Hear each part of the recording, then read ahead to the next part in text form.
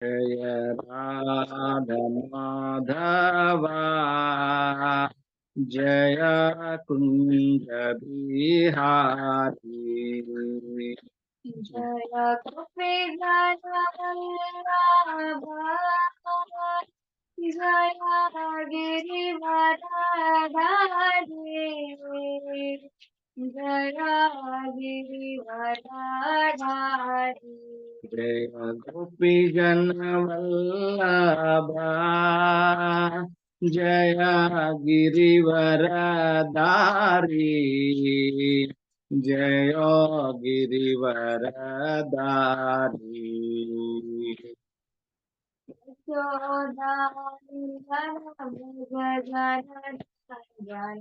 यशोधानन्दन व्रज जनरञ्जन यमुना तीरावनचारी यमुना तीरावनचारी जय राधा माधव जय कुंज बिहारी जय राधा माधव जय कुंज बिहारी हरे कृष्णा कृष्णा कृष्णा हरे हरे हरे राम राम राम हरे हरे हरे कृष्णा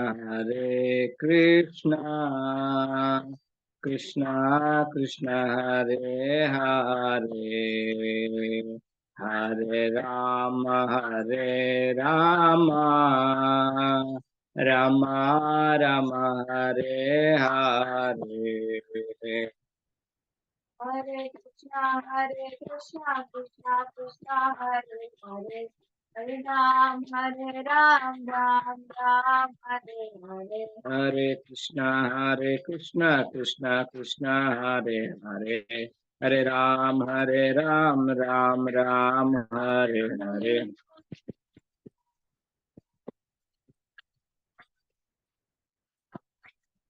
जय राधा माधव राधे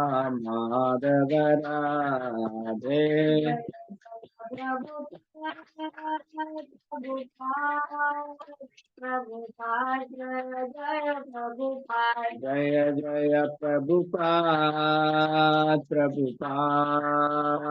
प्रभुपाद जय जय प्रभुपाद जय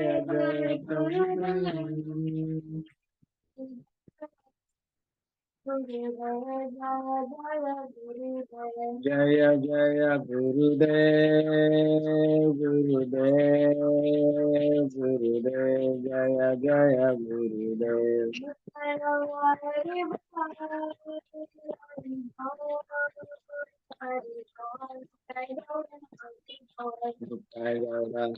गौर हरि बोल हरि बोल जय गौर हरि बोल राधा माधव की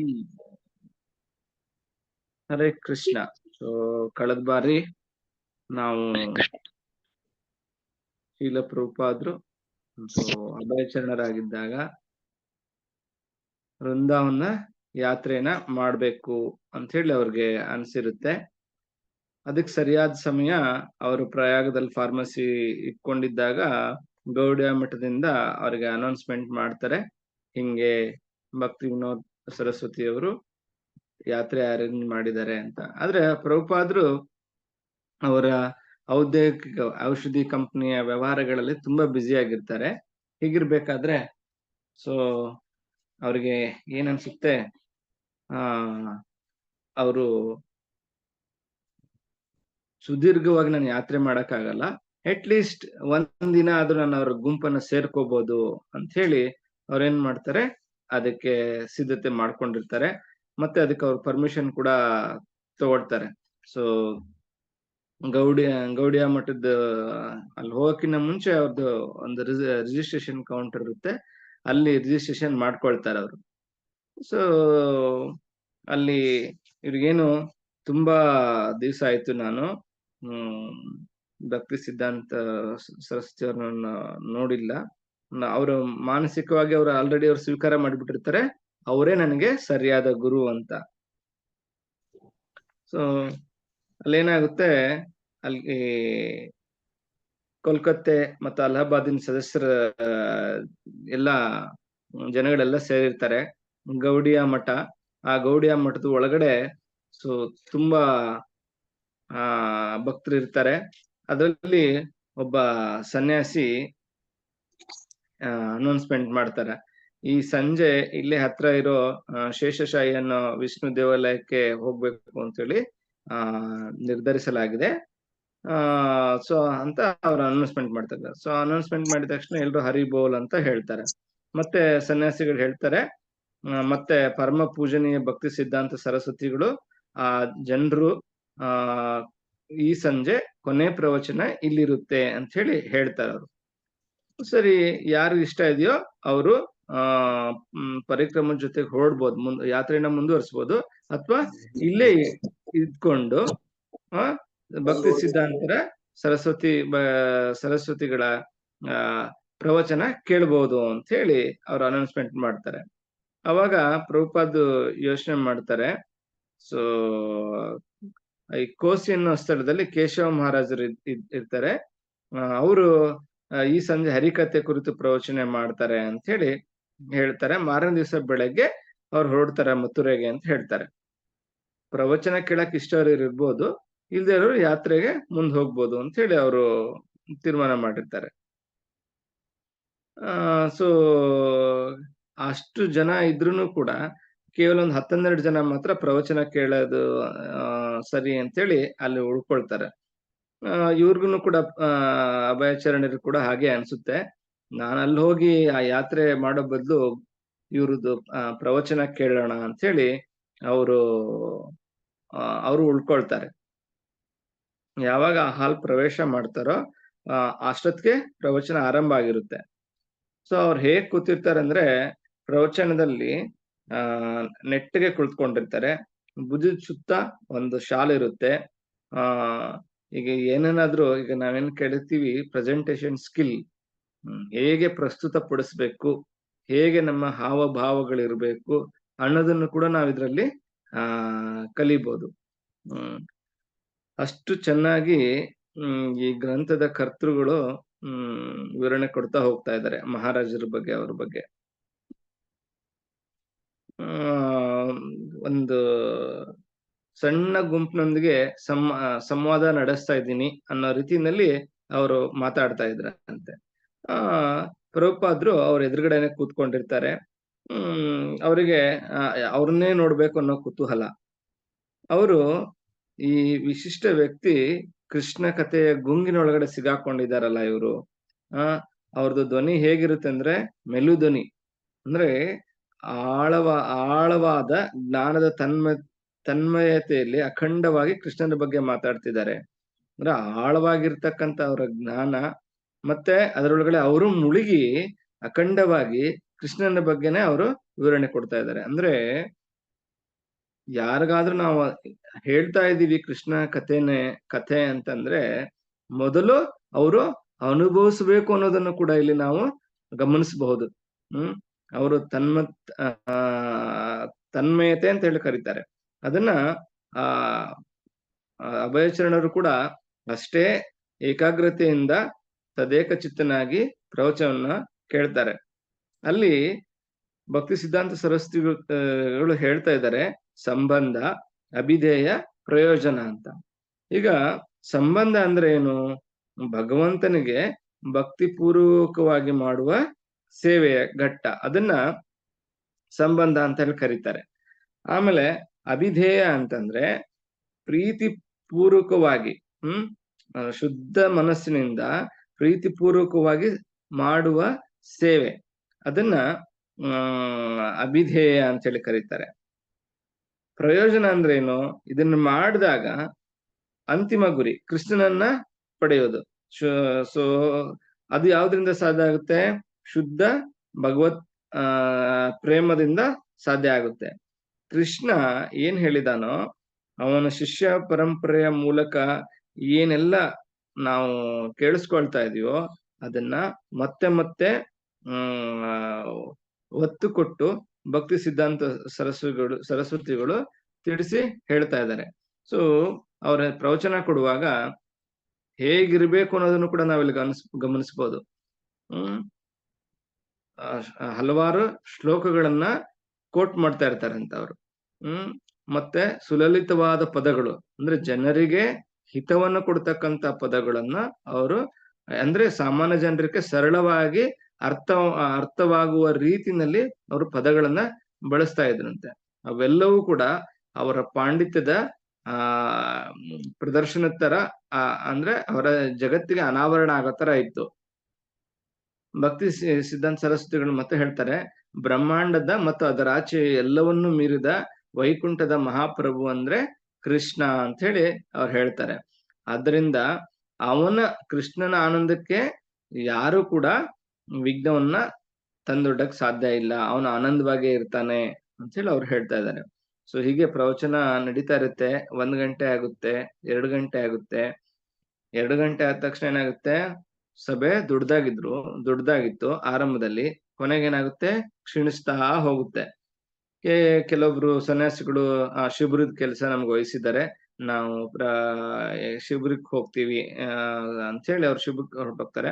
ಕೆಲವೊಂದು ಜನ ಸನ್ಯಾಸಿಗಳು ಎದ್ದು ಹೋಗ್ತಾರೆ, ಕೆಲವು ಜನ ಅಲ್ಲಿ ಉಳ್ಕೊಳ್ತಾರೆ ಪ್ರವಚನ ನಡೀತಾ ಇರ್ಬೇಕಾರೆ. ಸೊ ಅಲ್ಲಿದ್ದರೂ ಕೂಡ ಗೌಡಿಯ ಮಠದ ಹಿರಿಯ ಭಕ್ತರು, ಅದ್ರ ಜೊತೆಗೆ ಹೊಸದಾಗಿ ಹೋಗಿರ್ತಕ್ಕಂತಹ ಅಭಯಚರಣರು, ಪ್ರಭುಪಾದರು. ಆದ್ರೆ ಅವರಿಗೆ ಸೊ ಹೊರಗಿನವನು ಅಂತ ಅವ್ರಿಗೆ ಅನಿಸ್ತುತ್ತೆ, ಆದ್ರೆ ಅವರು ಭಕ್ತರೇ ಪ್ರಭುಪಾದರು. ಆದ್ರೆ ಅವರು ಸನ್ಯಾಸಿ ಆಗಿರ್ಲಿಲ್ಲ, ಮತ್ತೆ ಕರ್ತವ್ಯ ಅಂತ ನಿಗದಿತವಾಗಿ ಯಾವುದೇ ಕರ್ತವ್ಯನ ಅವರು ಕೂಡ ಅಲ್ಲಿ ಮಠಕ್ಕೆ ಮಾಡ್ತಾ ಇರ್ಲಿಲ್ಲ, ಮತ್ತೆ ದೀಕ್ಷೆನೂ ಕೂಡ ಆಗಿರ್ಲಿಲ್ಲ. ಒಬ್ಬ ಸಾಮಾನ್ಯ ಜನರಂತೆ ಅಲ್ಲಿ ಸಾಮಾನ್ಯ ಭಕ್ತನಂತೆ ಅವರು ಆ ಒಂದು ಪ್ರವಚನಕ್ಕೆ ಬಂದಿದ್ದಾರೆ. ಒಂದು ದಿನದ ಪರಿಕ್ರಮಕ್ಕೆ ಅವರು ಅಲ್ಲಿ ಹೋಗಿದ್ರು. ಅವನನ್ನ ಈ ಕಾರಣಕ್ಕೆ ಅವರನ್ನ ಹೊರಗಿನವ ಅನ್ಬೋದು ಅಂತ ಹೇಳಿ ಲೇಖಕರು ಉಲ್ಲೇಖ ಮಾಡ್ತಾ ಇದ್ದಾರೆ. ಸೊ ಭಕ್ತಿ ಸಿದ್ಧಾಂತ ಸರಸ್ವತಿಗಳು ಮಾಡ್ತಾ ಇದ್ದಂತಹ ತತ್ವ ಶ್ರದ್ಧೆಯಿಂದ ಕೇಳೋರಿಗೆ ಮುಕ್ತವಾಗಿತ್ತಂತೆ ಯಾವಾಗ್ಲೂ. ಸೊ ಅಭಯ ತುಂಬಾ ಶ್ರದ್ಧೆಯಿಂದ ಕೇಳಿಸ್ಕೊಳ್ತಾ ಇದ್ರಂತೆ, ವಿಸ್ಮಯದಿಂದ ಅವರು ಆಲಿಸ್ತಾ ಇದ್ರಂತೆ. ಕೆಲವೊಂದ್ಸತೆ ಅವರಿಗೆ ಕೆಲವೊಂದು ವಿಷಯ ಅರ್ಥ ಆಗ್ತಾ ಇರ್ಲಿಲ್ಲ, ಆದ್ರೆ ಅವನು ಬೌದ್ಧಿಕವಾಗಿ ಶಬ್ದಪಾನ ಮಾಡುತ್ತಾ ವಿಧೇಯನಾಗಿ ಕೇಳ್ತಾನೆ ಇದ್ರಂತೆ. ಅಂದ್ರೆ ಅದ್ ಅರ್ಥ ಆಗದೆ ಇದ್ರು ಕೂಡ ಅದನ್ನ ಕೇಳಿಸ್ಕೊಳ್ತಾ ಇದ್ರಂತ ಅವ್ರು. ಹೇಗೆ ಅವರು ಪ್ರವಚನ ಕೊಡ್ತಾ ಇದ್ರು ಅಂತ ಹೇಳ್ತಾರೆ. ಈಗ ನಮ್ಗೆ ಒಂದು ಎದುರುಗಡೆ ಒಂದ್ ಪರ್ದೆ ಹಾಕಿದ್ರೆ ಹಿಂದೆ ಏನ್ ನಡೀತಾ ಇದೆ ಅನ್ನೋದು ನಮ್ಗೆ ಗೊತ್ತಾಗಲ್ಲ, ಹಿಂದ್ಗಡೆ ಏನ್ ನಡೀತಾ ಇದೆ ಅಂತ, ಪರದೆ ಹಿಂದ್ಗಡೆ ಏನ್ ನಡೀತಾ ಇದೆ ಅಂತ. ಅದೇ ರೀತಿ ಪ್ರಭುಪಾದರಲ್ಲಿ ಹೇಳ್ತಾ ಇದ್ದಾರೆ, ಈ ಜಗತ್ತು ಹೇಗಿದೆ, ಭೌತಿಕ ಜಗತ್ತು ಹೇಗಿದೆ ಅಂತ ಹೇಳಿ ಒಂದು ಪರದೆ ಹಿಂಗ್ ತೆಗೆದು ತೋರಿಸಿದಂಗೆ ಆ ರೀತಿಯಾಗಿ ಅವರು ಪ್ರವಚನವನ್ನ ಕೊಡ್ತಾ ಇದ್ರಂತೆ. ಅಂದ್ರೆ ಆಧ್ಯಾತ್ಮಿಕ ಜಗತ್ತಿನ ನೇರ ದರ್ಶನವನ್ನ ಅವರಿಗೆ ಇಲ್ಲಿ ನಿರೂಪಿಸ್ತಾ ಇದ್ರು. ಈ ವಾಸ್ತವ ಸತ್ಯ ಏನು ಅಂತಂದ್ರೆ ರಾಧಾಕೃಷ್ಣರ ಪರಮ ಪೂಜಾ ಯೋಗ್ಯನಾದ ಭಗವಂತನ ಪಾದ ಕಮಲಗಳಿಗೆ ಸಲ್ಲಿಸಬೇಕಾಗಿರ್ತಕ್ಕಂಥ ಪ್ರೀತಿ ಪೂರಕವಾದ ಸೇವೆ ಅಂತಂದ್ರೆ ಇದೆ. ಅವ್ರ ವಿವರಣೆ ಮಾಡ್ತಾ ಇದ್ದಂತಹ ಶೈಲಿ ಏನಿದೆ, ಅವರಲ್ಲಿ ಎಂತಹ ಪ್ರಭುತ್ವ ಮತ್ತು ಮಾತುಗಾರಿಕೆ ಇತ್ತು ಅನ್ನೋದನ್ನ ನಂಬಿಕೆ. ಎಲ್ಲದಕ್ಕಿಂತ ಮುಂಚೆ ನಾವ್ ಇನ್ನೊಬ್ರಿಗೆ ಏನಾದ್ರೂ ಹೇಳ್ತೀವಿ ಅಂತಂದ್ರೆ ನಮಗೆ ನಂಬಿಕೆ ಇದ್ದಾಗ ನಾವು ದೃಢವಾಗಿ ಮತ್ತೆ ಜನರಿಗೆ ಅರ್ಥವಾಗುವ ರೀತಿಯಲ್ಲಿ ಮಧುರ ಮಾತುಗಳಿಂದ, ಅಂದ್ರೆ ಕೇಳುವವರಿಗೆ ಇವ್ರು ಹೇಳ್ತಾ ಇದ್ದಾರೆ, ಇದನ್ನ ನಾನು ಕೇಳಿಸ್ಕೋಬೇಕಪ್ಪ ಅನ್ನೋ ನಿಟ್ಟಿನಲ್ಲಿ ಹೇಳ್ಬೇಕಂತ ಆ ರೀತಿಯಾಗಿ ಇಲ್ಲಿ ಪ್ರಸ್ತುತಪಡಿಸಿದ್ರು ಅಂತ ಹೇಳಿ ಭಕ್ತಿ ಸಿದ್ಧಾಂತ ಸರಸ್ವತಿಗಳು ಆ ರೀತಿಯಾಗಿ ನನಗೆ ಈ ಆಧ್ಯಾತ್ಮಿಕ ಜಗತ್ತಿನ ಅಂದ್ರೆ ಭೌತಿಕ ಜಗತ್ತಿನ ಪರದೆಯನ್ನ ಸರಿಸಿ ಆಧ್ಯಾತ್ಮಿಕ ಜಗತ್ತಿನ ದರ್ಶನವನ್ನ ನನಗೆ ಮಾಡಿಸಿದ್ರು ಅಂತ ಹೇಳಿ ಇಲ್ಲಿ ಪ್ರಭುಪಾದ ವಿವರಣೆ ಕೊಡ್ತಾ ಇರೋದು. ಈಗ ಮೇಲ್ನೋಟಕ್ಕೆ ನೋಡಿದ್ರೆ ಸಾಮಾನ್ಯವಾಗಿ ಅರ್ಥ ಈ ಪ್ಯಾರ ಹಂಗೆ ಓದ್ತಾ ಹೋದಾಗ ನಮ್ಗೆ ಏನ್ ಅನ್ಸುತ್ತೆ, ಈ ಪರದೆ ಹಿಂದ್ಗಡೆ ಏನೋ ನಡೀತಾ ಇದೆ, ಏನು ಅನ್ನೋದು ನಮ್ಗೆ ಸರಿ ಗೊತ್ತಾಗ್ತಾ ಇಲ್ಲ. ಆದ್ರೆ ಅದನ್ನ ದೃಢವಾದ ನಂಬಿಕೆ ಇರುವ ಆ ಯೋಗ್ಯ ಗುರುವಿನಿಂದ ಸರಿಯಾದ ರೀತಿಯಲ್ಲಿ ತಿಳಿದಾಗ ಇವ್ರಿಗೆ ಅನ್ಸುತ್ತಂತೆ ಈ ಭೌತಿಕ ಜಗತ್ತಿನ ಪರದೆನ ತೆಗೆಸಿ ಭಗವಂತ ರಾಧಾಕೃಷ್ಣರ ಸೇವೆ ಎಷ್ಟು ಅತ್ಯುತ್ಕೃಷ್ಟವಾದದ್ದು ಅಂತ ಹೇಳಿ ಅವ್ರ ಸೇವೆನಲ್ಲಿ ನಾವ್ ಯಾಕೆ ತೊಡಗ್ಬೇಕು ಅಂತ ಅನ್ನೋದನ್ನ ತಿಳಿಸ್ಕೊಟ್ರು ಅನ್ನೋದನ್ನ ಅವ್ರು ಹೇಳ್ತಾ ಇದ್ದಾರೆ. ಸೊ ಇಂತಹ ಮಾತುಗಳನ್ನ ಅವ್ರ ಚಿತ್ತವಿಟ್ಟು ಕೇಳಿಸ್ಕೊಂಡ್ರು. ಎಲ್ಲ ವೈಷ್ಣವರು ಕೃಷ್ಣನನ್ನು ಪರಮ ಪೂಜ್ಯನಾದ ಪ್ರಭು ಅಂತ ಹೇಳಿ ಒಪ್ಕೊಂಡಿರೋದೇನೋ ನಿಜ. ಆದ್ರೆ ಮಹಾಗುರುಗಳು ವೈಷ್ಣವರ ಶ್ರದ್ಧೆಯನ್ನ ದೃಢವಾದ ತರ್ಕದಿಂದ, ಇದನ್ನ ಕೇಳಿದ ತಕ್ಷಣ ಅವ್ರು ಮಾಡಿರೋ ತರ್ಕದಿಂದ, ಅವ್ರು ಹೇಳೋ ವಿಧಾನದಿಂದ ಇದನ್ನ ನಾನು ಮಾಡ್ಬೇಕು ಅಂತ ಹೇಳಿ ಸ್ಪಷ್ಟವಾಗಿ ಅವರು ನಿರೂಪಿಸಿದ್ರಂತೆ. ಇಷ್ಟಾದ್ಮೇಲೆ ಕೆಲವು ಗಂಟೆಗಳಾಗುತ್ತೆ, ಅವರು ಪ್ರವಚನವನ್ನು ನಿಲ್ಲಿಸ್ತಾರೆ. ನಿಲ್ಸಿದ್ರು ಪ್ರಭುಪಾದ್ರಿಗೆ ಏನಿಸ್ತಾ ಇರುತ್ತೆ, ನಾನು ಎಷ್ಟು ಅವ್ರು ಹೇಳಿದ್ರು ನಾನು ಅದನ್ನ ಕೇಳಿಸ್ಕೊಳ್ತೀನಿ ಅನ್ನೋ ಒಂದು ರೀತಿನಲ್ಲಿ ಅವರು ಚೆನ್ನಾಗಿ ಕೇಳಿಸ್ಕೊಳ್ತಾ ಇದ್ರು. ಆದ್ರೆ ಅವ್ರು ಹೇಳ್ತಾ ಇರ್ಬೇಕಾದ್ರೆ ತುಂಬಾ ಸಂದಿಗ್ಧವಾದಂತ ಪ್ರಶ್ನೆಗಳಾಗ್ಲಿ ಅನುಮಾನಗಳಾಗ್ಲಿ ಅವ್ರಿಗೆ ಮೂಡ್ಲೇ ಇಲ್ಲ. ಅಂದ್ರೆ ಅವ್ರು ಹೇಳಿದ್ರಲ್ಲಿ ಪ್ರಭುಪಾದ್ರಿಗೆ ಯಾವುದೇ ರೀತಿ ಡೌಟ್ ಕೂಡ ಬರ್ಲಿಲ್ಲ. ಸೊ ಅವ್ರು ಯಾವಾಗ ಭಕ್ತಿ ಸಿದ್ಧಾಂತರು ಅಣಿ ಆಗ್ತಾರೋ ಅವಾಗ ಗೌರವಪೂರ್ವಕವಾಗಿ ಅಭಯರು ನಮಸ್ಕಾರ ಮಾಡ್ತಾರೆ. ಮತ್ತೆ ಸೊ ಅಂತರ್ವಲಯದ ಸನ್ಯಾಸಿಗಳನ್ನ ಅವರು ಆ ಶಿಬಿರದಲ್ಲೇ ಬಿಟ್ಟು ಇನ್ನೊಂದು ಕಡೆ ಹೋಗ್ತಾರೆ. ಸೊ ಮತ್ತೆ ಅದ ಕೇಳಿಸ್ಕೊಂಡಾಗ ಇವ್ರಿಗೆ ಮನಸ್ಸಿಗೆ ಗುರುವಿನ ಮಾತುಗಳ ವಿದ್ಯುತ್ ಸಂಚಾರವಾಗಿತ್ತು. ಸೊ ಅವರ ಹೃದಯದಲ್ಲಿ ಯಾವಾಗ್ಲೂ ಕಾಡ್ತಾ ಇರುತ್ತೆ. ಸೊ ಭಕ್ತಿ ಪಥದ ಜೀವನ ನಡೆಸಬೇಕು, ತಂದೆಯವರೇ ಅವ್ರಿಗೆ ಬಾಲ್ಯದಲ್ಲೆಲ್ಲ ಕಲಿಸಿಕೊಟ್ಟಿರ್ತಾರೆ. ಸೊ ಹೀಗಿರ್ಬೇಕಾದ್ರೆ ಹರೇ ಕೃಷ್ಣ, ದಯವಿಟ್ಟು ಭಕ್ತರು ಮ್ಯೂಟ್ ಮಾಡ್ಕೊಳ್ಳಿ. ಸೊ ಇಲ್ಲಿ ಮನಸ್ಸಿಗೆ ಮಾತುಗಳ ವಿದ್ಯುತ್ ಸಂಚಾರವಾಗಿತ್ತು. ಅಂದ್ರೆ ಸಾಮಾನ್ಯವಾಗಿ ವಿದ್ಯುತ್ ಅಂತಂದ್ರೆ ನಮ್ಗೇನು ಬೆಳಕನ್ನ ಕೊಡುವಂಥದ್ದು, ಶಾಖವನ್ನು ಕೊಡ್ತಕ್ಕಂಥದ್ದು. ಇಂತಹ ವಿದ್ಯುತ್ತು ಅವರಿಗೆ ವಿದ್ಯುತ್ ಸಂಚಲನ ಆಗಿತ್ತು ಅಂತಂದ್ರೆ ಅವರಿಗೆ ಆತ್ಮದ ಜ್ಞಾನದ ಬೆಳಕು ಅವರ ಹೃದಯದಲ್ಲಿ ಇನ್ನು ತೀಕ್ಷ್ಣವಾಗಿ ಗೋಚರಿಸ್ತಾ ಇತ್ತು. ಸೊ ಈಗ ಇದನ್ನೆಲ್ಲ ಕೇಳಿಸ್ಕೊಂಡಾದಾಗ ಪ್ರಭುಪಾದರ ಮತ್ತ ಭಕ್ತಿ ಸಿದ್ಧಾಂತ ಸರಸ್ವತಿಗಳ ಸಂಬಂಧ ಮತ್ತಷ್ಟು ಗಟ್ಟಿಯಾಗಿತ್ತು. ಕಲ್ಕತ್ತೆನಲ್ಲಿ ಅವರ ಮಹಡಿ ಮೇಲೆ ಮಾತಾಡಿರ್ತಾರೆ ಒಬ್ರು ಸಂತರು. ಅವರು ಫಸ್ಟ್ ಟೈಮ್ ಭಕ್ತಿ ಸಿದ್ಧಾಂತ ಸರಸ್ವತಿಗಳನ್ನ ನೋಡಿದಾಗ ಪ್ರಭುಪಾದರಿಗೆ ಏನನ್ಸಿತ್ತು, ಆ ಮೊದಲ ಭೇಟಿ ಇನ್ನೂ ಅವ್ರ ಮನಸ್ಸಲ್ಲಿ ಅಚ್ಚಳಿದನೆ ಉಳಿದಿತ್ತು. ಹಲವಾರು ವರ್ಷಗಳ ಆ ಪ್ರಭಾವ ಹಾಗೆ ಅವ್ರ ಹೃದಯದಲ್ಲಿ ಇದ್ರೂ ಕೂಡ ಇವತ್ತು ಏನು ಈ ವೃಂದಾವನದ ಹತ್ರ ಕೋಸಿ ಇದ್ರಲ್ಲಿ ಮತ್ತು ಎರಡನೇ ಭೇಟಿ ಆದಾಗ ಅವರಿಗೆ ಇನ್ನಷ್ಟು ಉಜ್ವಲ ಆಗುತ್ತೆ ಅವರ ಆಧ್ಯಾತ್ಮಿಕ ಬದುಕು. ಮತ್ತೆ ನವಚೈತನ್ಯದಿಂದ ಅವ್ರಿಗೆ ಮರೀತಾರೆ. ಅವರು ಆಕಾಶದಲ್ಲಿ ಎಷ್ಟು ನಕ್ಷತ್ರವು ಎಷ್ಟು ಖಚಿತವೋ, ವೃಂದಾವನದಲ್ಲಿ ಚಂದ್ರ ಬೆಳಗ್ತಾ ಇದ್ದು ಎಷ್ಟು ಸತ್ಯವೋ ಅಷ್ಟೇ ಅವರ ಹೃದಯದಲ್ಲಿ ಈ ಆಧ್ಯಾತ್ಮಿಕದ ಒಂದು ಕಿಡಿ ಇನ್ನು ಜೋರಾಗಿ ಪ್ರಜ್ವಲಿಸಕ್ ಶುರುವಾಯ್ತು.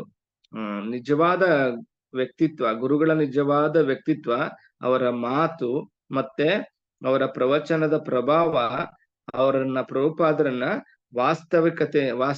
ವಾಸ್ತವತೆಯಿಂದ ಅವನ ಅಂತರಂಗನೆಲ್ಲ ತುಂಬಿಕೊಳ್ಳುತ್ತವ್ರು. ಗ್ರಹಗಳೆಲ್ಲ ಸೂರ್ಯನ ಸುತ್ತ ಹೇಗ್ ಸುತ್ತವೆ ಅದೇ ರೀತಿಯಲ್ಲಿ ಇವರ ಮನಸ್ಸು ಆ ಗುರುದೇವರ ಸುತ್ಕೊಳ್ಳಕ್ಕೆ ಮನಸ್ಸು ಅಣಿಯಾಯ್ತು. ಮಾರನೇ ದಿವಸ ಬೆಳಗ್ಗೆ ಪ್ರಭುಪಾದರಿಗೆ ಬೇಗನೆ ಎಚ್ಚರ ಆಗುತ್ತೆ. ಸೊ ಎಲ್ಲಾ ಸ್ನಾನ ಮಾಡಿ ಸಂಕೀರ್ತನೆ ಮಾಡಕ್ ಶುರು ಮಾಡ್ತಾರೆ. ಇವರು ಭಕ್ತಿ ಸಿದ್ಧಾಂತ ಸರಸ್ವತಿಗಳು ಎತ್ತರದ ಗಂಭೀರ ಶ್ರೀರೂಪವು ಅಂದ್ರೆ ಅವರು ಕಾವಿ ಹಾಕೊಂಡು ಕಾರಿನ ಹಿಂಭಾಗದ ಸೀಟದಲ್ಲಿ ಬಂದು ಅವರು ಶಿಬಿರದಿಂದ ಪ್ರಯಾಣ ಮಾಡ್ತಾರೆ. ಮತ್ತೆ ಎಲ್ಲರೂ ಅವ್ರಿಗೆಲ್ಲ ಪ್ರಣಾಮ ಮಾಡ್ತಾರೆ. ಸೊ ಎಲ್ರ ಕಡೆನೂ ಅವ್ರು ಕೈ ಬೀಸ್ತಾರೆ. ಸೊ ಆ ಎಲ್ಲಾ ಜನಗಳ ಮಧ್ಯನೂ ಕೂಡ ಅಭಯರ ನಿಂತಿರ್ತಾರೆ. ಒಂದ್ ತಿಂಗಳ ಆಗುತ್ತೆ. ಇವರು ಮತ್ತೆ ಅಭಯ ಚರಣರು ತಮ್ಮ ಯಥಾ ವೃತ್ತಿಗೆ ಬರ್ತಾರೆ, ಔಷಧಿ ಮಾರ್ಕೆಟಿಂಗ್ಗೆ. ಹಿಂಗ್ ಬಂದಾದ್ಮೇಲೆ ಅಲಹಾಬಾದ್ ಅಲ್ಲಿ ಇವರು ಮತ್ತೆ ಅವ್ರ ಕೆಲ್ಸದಲ್ಲಿ ಬ್ಯುಸಿ ಆಗ್ತಾರೆ. ಒಂದ್ ತಿಂಗಳಾಗುತ್ತೆ. ಮತ್ತೆ ಇವರಿಗೆ ನಾನು ಅವ್ರನ್ನ ನೋಡ್ಬೇಕು ಅನ್ನಿಸ್ತಾ ಇರುತ್ತೆ ಮನಸ್ಸೊಳಗಡೆ. ವೃಂದಾವನದಲ್ಲಿ ಈಗಷ್ಟೇ ಬಂದು ಪ್ರಯಾಗ್ ಫಾರ್ಮಸಿನಲ್ಲಿ ಕೆಲ್ಸಕ್ಕೆ ಬಂದಿದ್ದಾರೆ. ಅಷ್ಟರಲ್ಲೇ ಗೌಡಿಯ ಮಠದ ಶಿಷ್ಯಂದ್ರು ಇವರಿಗೆ ಒಂದ್ ಸುದ್ದಿನ ತಲುಪಿಸ್ತಾರೆ. ಏನಂತಂದ್ರೆ ಅದು ಒಳ್ಳೆ ಸುದ್ದಿ. ಅಲ್ಲಿ ಒಂದು ಮಠ ಮಾಡ್ಬೇಕು ಅಂತ ಹೇಳಿ ಅಲಹಾಬಾದ್ ಅಲ್ಲಿ ಇವರೆಲ್ಲ ಇಚ್ಛೆ ಪಟ್ಟಿರ್ತಾರೆ. ಅದಕ್ಕೆ ಜಾಗ ಮತ್ತೆ ಹಣದ ವ್ಯವಸ್ಥೆ ಕಟ್ಟಡಕ್ಕೆ ಎರಡೂ ಆಗಿದೆ ಅಂತ ಹೇಳಿ ಅವರು ತಿಳಿಸ್ತಾರೆ. ಅದು ಡೇಟ್ ಬಂದು ನವೆಂಬರ್ 21 ಆಗಿರುತ್ತೆ. ಆ ಡೇಟ್ಗೆ ಭಕ್ತಿ ಸಿದ್ಧಾಂತ ಸರಸ್ವತಿಗಳು ಬರ್ತಾರೆ. ಮತ್ತೆ ಈ ಶಿಲಾನ್ಯಾಸ ಕಾರ್ಯಕ್ರಮ ಕೂಡ ಅಲ್ಲಿ ನಡೆಯುತ್ತೆ. ಆಗಿನ ಕಾಲಕ್ಕೆ ಆ ಒಂದು ಸಂಯುಕ್ತ ಪ್ರಾಂತದ ಬ್ರಿಟಿಷ್ ಗವರ್ನರ್ ಯಾರಾಗಿರ್ತಾರೆ ಅಂದ್ರೆ ವಿಲಿಯಂ ಹೇಲಿ ಅಂತ, ಅವರು ಕೂಡ ಬಂದು ಈ ಉದ್ಘಾಟನಾ ಕಾರ್ಯಕ್ರಮದಲ್ಲಿ ಭಾಗವಹಿಸ್ತಾರೆ ಅಂತ ಹೇಳಿ ಹೇಳ್ತಾರೆ. ಅದ್ರ ಜೊತೆಗೆ ವಿಶೇಷವಾಗಿ ದೀಕ್ಷೆ ನಡೆಯೋ ಕಾರ್ಯಕ್ರಮನು ಕೂಡ ಒಂದು ನಡೆಯುತ್ತೆ ಅಂತ ಹೇಳಿ ಹೇಳ್ತಾರೆ. ಅದಕ್ಕೆ ದೀಕ್ಷೆ ಅನ್ನೋ ಪದ ಕೇಳಿದಾಗ ಅಭಯನ್ಗೆ ಅನ್ಸುತ್ತೆ, ನಾನು ದೀಕ್ಷೆ ತಗೋಬಹುದಾ ಅಂತ ಹೇಳಿ ಅತುಲಾನಂದರಿಗೆ ಕೇಳ್ತಾರೆ. ಅದಕ್ಕೆ ಸೊ ನಾನು ಭಕ್ತಿ ಸಿದ್ಧಾಂತರಿಗೆ ಪರಿಚಯ ಮಾಡಿಸ್ಕೊಡ್ತೀನಿ, ಆಮೇಲೆ ನೋಡೋಣ ಅಂತ ಹೇಳ್ತಾರೆ. ಸೊ ಮತ್ತೆ ಅಭಯ ಅವರು ಅವ್ರ ಪತ್ನಿ ಹತ್ರ ಬಂದು ಕೇಳ್ತಾರೆ, ಸೊ ನಾನು ದೀಕ್ಷೆ ತಗೋಬೇಕು ಅಂತ ಇದ್ದೀನಿ ಅಂತ ಹೇಳ್ತಾರೆ. ಅದಕ್ಕೆ ಅವ್ರ ಹೆಂಡತಿ ಹೇಳ್ತಾರೆ, ನೀವ್ ತಗೊಳ್ಳಿ, ನಂದೇನ್ ಅಭ್ಯಂತರ ಇಲ್ಲ, ಆದ್ರೆ ನಾನ್ ದೀಕ್ಷೆ ತಗೊಳಲ್ಲ ಅಂತ ಹೇಳಿ ಹೇಳ್ತಾರೆ. ಯಾಕಂದ್ರೆ ಅಷ್ಟೊತ್ತಿಗೆ ಇವ್ರು ಮನೇಲಿ ಆಲ್ರೆಡಿ ಆರಂಭ ಮಾಡಿರ್ತಾರೆ. ನಿತ್ಯ ವಿಗ್ರಹನ ಪೂಜೆ ಮಾಡಿ ಅದನ್ನ ನೈವೇದ್ಯ ಮಾಡಿ ಅವರು ಸ್ವೀಕಾರ ಮಾಡ್ಕೊಳ್ತಾ ಇರ್ತಾರೆ. ಇಬ್ರು ಕೂಡ ನಂಬಿಕೆ ಇರುತ್ತೆ ಭಗವಂತನಲ್ಲಿ, ಆದ್ರೆ ಮುಂದುವರಿಯೋದಕ್ಕೆ ಅವ್ರ ಪತ್ನಿ ಇಷ್ಟಪಡೋದಿಲ್ಲ. ಆದ್ರೆ ಸೊ ಇದು ಪ್ರಭುಪಾದರಿಗೆ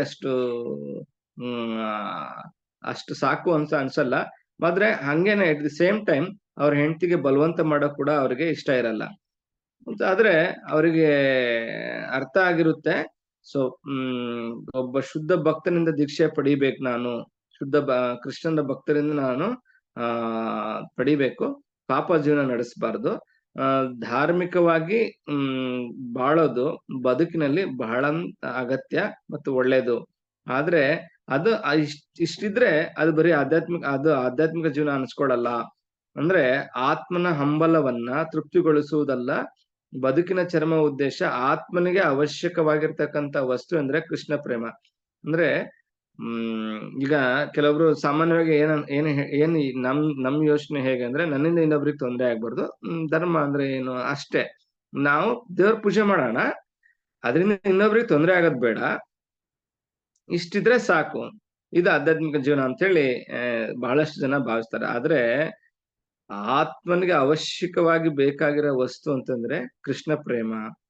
ಈ ಕೃಷ್ಣ ಪ್ರೇಮವನ್ನ ಪ್ರಭುಪಾದರಿಗೆ ಅವ್ರ ತಂದೆಯವರು ಚಿಕ್ಕವರು ಇರುವಾಗಲೇ ತುಂಬಿದ್ರು.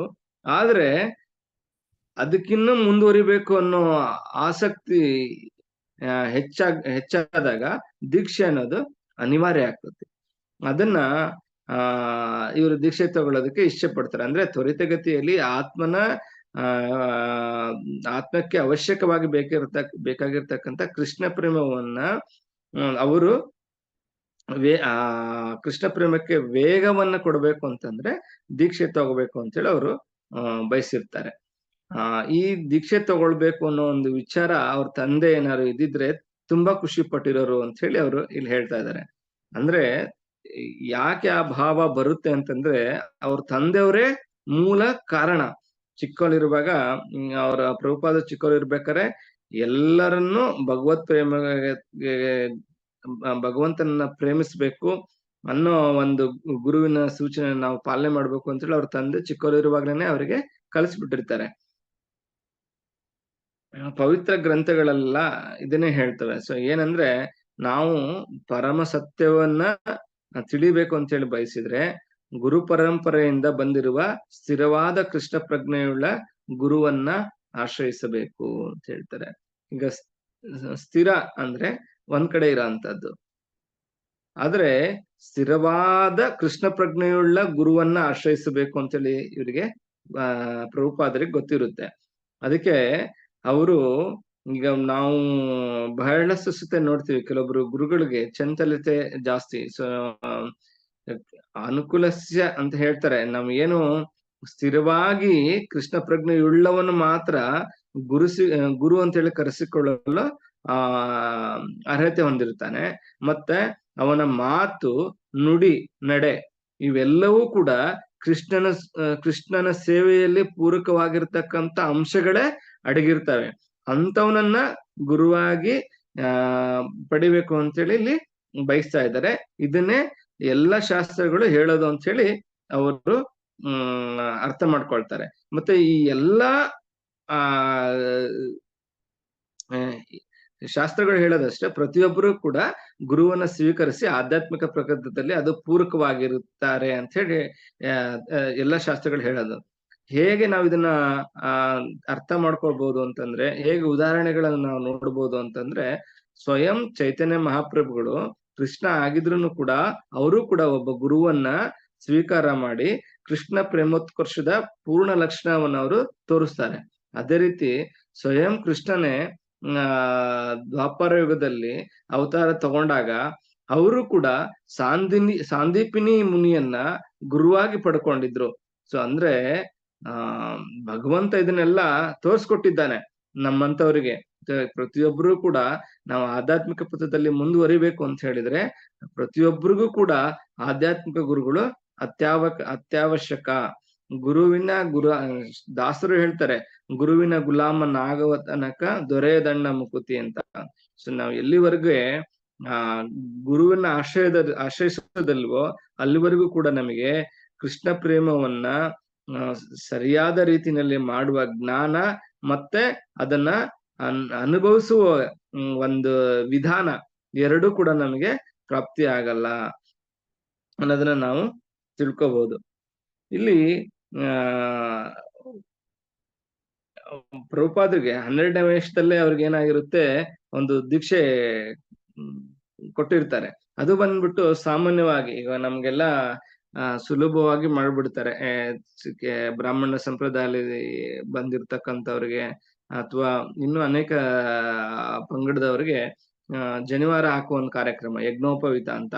ಅಂದ್ರೆ ಅವ್ರೇನ್ ಮಾಡ್ತಾರೆ, ಪುರೋಹಿತರನ್ನ ಕರೆಸ್ತಾರೆ. ಆ ಸಂದರ್ಭದಲ್ಲಿ ನಮ್ಗೆ ಒಂದಿಷ್ಟು ಶಾಸ್ತ್ರಗಳ ನಿಯಮಗಳನ್ನ ತಿಳಿಸ್ಕೊಡ್ತಾರೆ. ಮತ್ತೆ ಅವ್ರ ಪಾಡಿಗೆ ಅವ್ರು ಇರ್ತಾರೆ, ನಮ್ ಪಾಡಿಗೆ ನಾವಿದ್ದು ಬಿಡ್ತೀವಿ. ಸೊ ಅದು ಉಪನಯನ ಒಂದು ಸಂಸ್ಕಾರ ಅಂತ ಹೇಳಿ ಮಾಡೋ ಅಂತದ್ದು. ಆದ್ರೆ ನಿಜವಾಗಿಯೂ ಕೂಡ ಇದರಿಂದ ಏನು ಪ್ರಯೋಜನ ಆಗಲ್ಲ.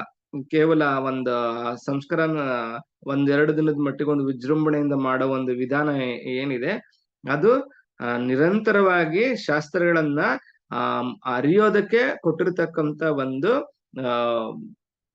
ಅಂದ್ರೆ ಅಧಿಕೃತವಾಗಿ ಅಧ್ಯಯನ ಮಾಡ್ಬೋದು ಅಂತ ಹೇಳಿ ಮಾಡುವಂತ ಸಂಸ್ಕಾರ. ಆದ್ರೆ ಅದನ್ನ ಮಾಡಿಸ್ಕೊಂಡಾದ್ಮೇಲೆ ಮಾಡದೇ ಇದ್ರೆ, ನಾವು ಆ ವಿಧಿವಿಧಾನಗಳನ್ನ ನಾವು ಅನುಸರಿಸದೇ ಇದ್ರೆ ಆ ಒಂದು ಕಾರ್ಯಕ್ರಮ ಮಾಡಿ ಏನೂ ಪ್ರಯೋಜನ ಇಲ್ಲ ಅನ್ನೋದನ್ನ ಇಲ್ಲಿ ಹೇಳ್ತಾ ಇದ್ದಾರೆ. ಸೊ ಆ ಗುರುನು ಕೂಡ ಏನು ಪ್ರಯೋಜನ ಇಲ್ಲ, ಆ ತರದ ಪುರೋಹಿತಿಕೆ ಗುರು ಅಂತ ಹೇಳಿ ಪ್ರಭುಪಾದ ಹೇಳ್ತಾ ಇದ್ದಾರೆ. ಇಲ್ಲಿ ಇವ್ರು ಅನಿಸುತ್ತೆ, ನಾನು ಭಕ್ತಿ ಸಿದ್ಧಾಂತರಿಂದ ನಾನು ಈ ದೀಕ್ಷೆ ತಗೊಂಡ್ರೆ ನನಗೆ ಕೃಷ್ಣನೊಂದಿಗೆ ಸಂಪರ್ಕ ಸಾಧಿಸಿದಂಗಾಗುತ್ತೆ. ಅದಕ್ಕೆ ಅವ್ರೇನ್ ಮಾಡ್ತಾರೆ, ಭಕ್ತಿ ವಿನೋದ್ ಠಾಕೂರ್ ಮಗನು ಗೌರ್ ಕಿಶೋರ್ ದಾಸ್ ಬಾಬಾಜಿ ಅವ್ರ ಶಿಷ್ಯರಾದ ಭಕ್ತಿ ಸಿದ್ಧಾಂತ ಸರಸ್ವತಿಗಳು ಚೈತನ್ಯ ಮಹಾಪ್ರಭುಗಳ ಶಿಷ್ಯರ ನೇರ ಪರಂಪರೆಯಲ್ಲಿ ಬಂದಿದ್ದಾರೆ, 12ನವರಾಗಿದ್ದಾರೆ. ಆ ಕಾಲದ ಅತ್ಯುತ್ತಮ ವೇದ ವಿದ್ವಾಂಸರು, ಮನುಷ್ಯರನ್ನ ಮತ್ತೆ ಭಗವಂತನೆಡೆಗೆ ಎಳೆಯಬಲ್ಲ ಸಂಪೂರ್ಣ ಒಂದು ಸಾಮರ್ಥ್ಯ ಇರ್ತಕ್ಕಂಥವ್ರು ಆಗಿರ್ತಾರೆ. ಎಲ್ಲ ಲೌಕಿಕ ಜಂಜಡಗಳಿಗೆ ಸಂಜೀವಿನಿ, ಅಂದ್ರೆ ಈ ಭೌತಿಕ ಜಗತ್ತಿನ ಎಲ್ಲಾ ಕಾಯಿಲೆಗಳಿಗೆ ಮದ್ದು ಅಂತಂದ್ರೆ ಕೃಷ್ಣ ಪ್ರಜ್ಞೆ. ಅದನ್ನ ಎಲ್ರಿಗೂ ದಯಪಾಲಿಸಿ ಎಲ್ಲರ ಕಲ್ಯಾಣಕ್ಕೆ ದುಡಿಯೋ ಅಧಿಕಾರವನ್ನ ಅವರು ಪರಂಪರೆಯಿಂದ ಪಡ್ಕೊಂಡಿದ್ದಾರೆ. ಅವರನ್ನ ನಾನು ಆಧ್ಯಾತ್ಮಿಕ ಗುರು ಅಂತ ಹೇಳಿ ನಾನು ಸ್ವೀಕರಿಸ್ಬಿಟ್ಟಿದ್ದೀನಿ, 1ನೇ ಬಾರಿ ಇದ್ರಲ್ಲೇ ನಾನು ಪಡ್ಕೊಂಡ್ಬಿಟ್ಟಿದ್ದೀನಿ ಅಂತ ಹೇಳಿ ಅವ್ರಿಗೆ ಅನ್ಸಿರುತ್ತೆ. ಈಗ ಅವ್ರೇನಾದ್ರು ನನ್ನನ್ನು ಶಿಷ್ಯನಾಗಿ ಒಪ್ಕೊಂಡ್ರೆ ನಮ್ಮ ಸಂಬಂಧ ಶಾಶ್ವತವಾಗಿರುತ್ತೆ ಅಂತ ಹೇಳಿ ಅವರು ಅಂದ್ರೆ ಅದನ್ನ ಒಪ್ಕೊಳ್ಳಿ ಅನ್ನೋ ರೀತಿಯಲ್ಲಿ ಅವರು ಬಯಸ್ತಾರೆ. ವೃಂದಾವನದಲ್ಲಿ ಕಂಡ ಕೆಲವೇ ದಿವಸಗಳಲ್ಲಿ, ಒಂದ್ ತಿಂಗಳಲ್ಲಿ ಅವರು ಮತ್ತೆ ಬರ್ತಾ ಇದ್ದಾರೆ ಅಹಮದಾಬಾದ್ಗೆ. ಅಲ್ಲೇನಾಗುತ್ತೆ, ಆ ಇವ್ರು ಇವ್ರಿಗೇನ ಅನ್ಸುತ್ತೆ, ಅವ್ರಿಗೆ ನನ್ನ ಕೃಪೆ ಕೊಡೋದಕ್ಕೋಸ್ಕರನೇ ನನ್ನ ವ್ಯವಹಾರ ಮತ್ತು ಕುಟುಂಬ ಇರೋ ಜಾಗಕ್ಕೆ ಅವರು ಬಂದು ಮತ್ತೆ ನನ್ನನ್ನ ಕೃಷ್ಣ ಪ್ರಜ್ಞೆಯಲ್ಲಿ ಭದ್ರವಾಗಿ ನಾನು ನಿಲ್ಬೇಕು, ಆ ರೀತಿನಲ್ಲಿ ಅವರು ನನ್ನನ್ನ ಎಳಿತಾ ಇದ್ದಾರೆ. ಅಂದ್ರೆ ಗುರುವಿನಲ್ಲಿರ್ತಕ್ಕಂಥ ಶಕ್ತಿ ಅವ್ರಿಗೆ ಅರಿವಾಗಿತ್ತು. ಅದಕ್ಕೋಸ್ಕರ ಪ್ರಭುಪಾದರು ಈ ಮಾತನ್ನ ಹೇಳ್ತಾ ಇದ್ದಾರೆ, ನನ್ನನ್ನ ಬಲವಂತವಾಗಿ ಈ ಭೌತಿಕ ಕಾರ್ಯ ಏನೋ ಫಾರ್ಮಸಿ ಮತ್ತೆ ಕುಟುಂಬ ಇವೆರಡರ ಇದ್ದ ಜಾಗಕ್ಕೆ ಅವರು ಬಂದು ನನ್ನನ್ನ ಕೃಷ್ಣ ಪ್ರಜ್ಞೆಯಲ್ಲಿ ಅವರು ನನ್ನ ಬಲವಾಗಿ ಎಳ್ಕೊಂಡು ಹೋಗ್ಲಿಕ್ಕೆ ಬಂದಿದ್ದಾರೆ ಅಂತ ಅವ್ರಿಗೆ ಅನಿಸ್ತಾ ಇತ್ತು. ಯಾವುದು ಜಾಸ್ತಿ ಪ್ರಯತ್ನ ನಾನು ಪಡ್ತಾ ಇದ್ದೀನಿ ಅಂತ ಅವ್ರಿಗೆ ಅನಿಸ್ಲೇ ಇಲ್ಲ. ಯಾಕೆ ಅಂತಂದ್ರೆ ಭಕ್ತಿ ಸಿದ್ಧಾಂತರೊಂದಿಗೆ ಸಂಬಂಧ ಅವರಿಗೆ ಇವಾಗ ಆಳವಾಗಿ ಆಗ್ತಾ ಇತ್ತು. ಯಾವುದೋ ಒಂದು ಉನ್ನತ ವ್ಯವಸ್ಥೆ ಪರಿಣಾಮವಾಗಿ ಏನೋ ಸುಕೃತಿ ಅಂತ ಹೇಳ್ಬೋದು, ಅವ್ರಿಗೆ ಏನೋ ಪುಣ್ಯ ಕಾರ್ಯ ಮಾಡಿದ್ರೇನೋ ಅದಕ್ಕೋಸ್ಕರನೇ ಅವರು ನನ್ನನ್ನ ಎಳ್ಕೊಂಡು ಹೋಗ್ತಾ ಇದ್ರು ಅನ್ನೋ ಭಾವನೆ ಪ್ರಭುಪಾದರ ಮನಸ್ಸಿನಲ್ಲಿ ಬರ್ತಾ ಇತ್ತು.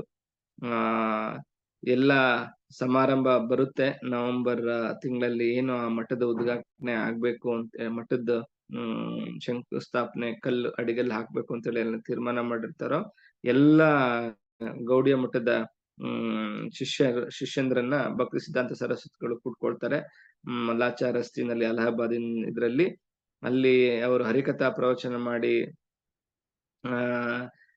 ಮಾತಾಡಿಸ್ತಾ ಇದ್ದಂತ ಸಂದರ್ಭದಲ್ಲಿ ಈ ಅವಕಾಶನ ಅತುಲಾನಂದರ ಬ್ರಹ್ಮಚಾರಿ ಅವರು ಭಕ್ತಿ ಸಿದ್ಧಾಂತ ಸರಸ್ವತಿ ಅವರಿಗೆ ಇವರು ಅಭಯ ಅಂತ ಮತ್ತೆ ಅವ್ರ ಜೊತೆಗೆ ಅನೇಕರು ಇರ್ತಾರೆ, ಅವ್ರನ್ನೆಲ್ಲ ಅವರಿಗೆ ಪರಿಚಯ ಮಾಡಿಸ್ಕೊಟ್ಟು ಇವರಿಗೆ ದೀಕ್ಷೆ ಕೊಡ್ಬೇಕು ಅಂತ ಹೇಳಿ ಕೇಳ್ಕೊಳ್ತಾರೆ.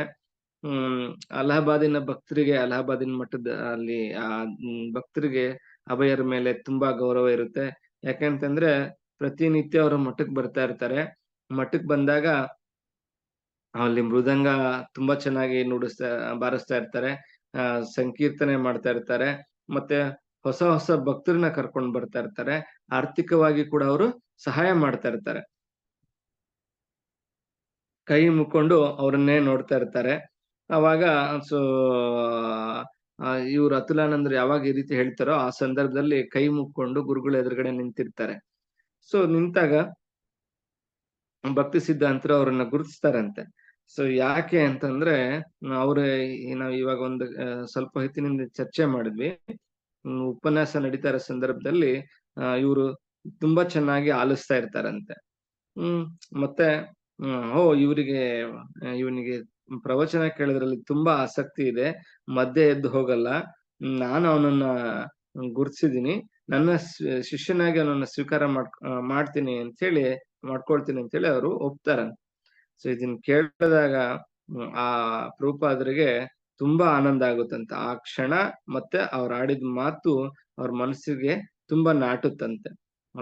ಯಾವಾಗ ಅವರು ನಿನ್ನ ಶಿಷ್ಯನಾಗಿ ನಾನು ಸ್ವೀಕಾರ ಮಾಡ್ತೀನಿ ಅಂತ ಹೇಳಿ, ಇವ್ರನ್ನ ನಾನು ಶಿಷ್ಯನಾಗಿ ಸ್ವೀಕಾರ ಮಾಡ್ತೀನಿ ಅಂತ ಹೇಳ್ತಾರೋ ಅವರಿಗೆ ರೋಮಾಂಚನ ಆಗುತ್ತಂತೆ. ಮತ್ತೆ ಅನೇಕ ಜನ ಭಕ್ತರಿಗೆ ಅನ್ಸುತ್ತಂತೆ, ಇಷ್ಟ ಜನರ ಮಧ್ಯೆ ಅವ್ರೊಬ್ಬರನ್ನ ಹೆಂಗೆ ಗುರ್ತಿಡಿದ್ರಲ್ಲ ಇವರು,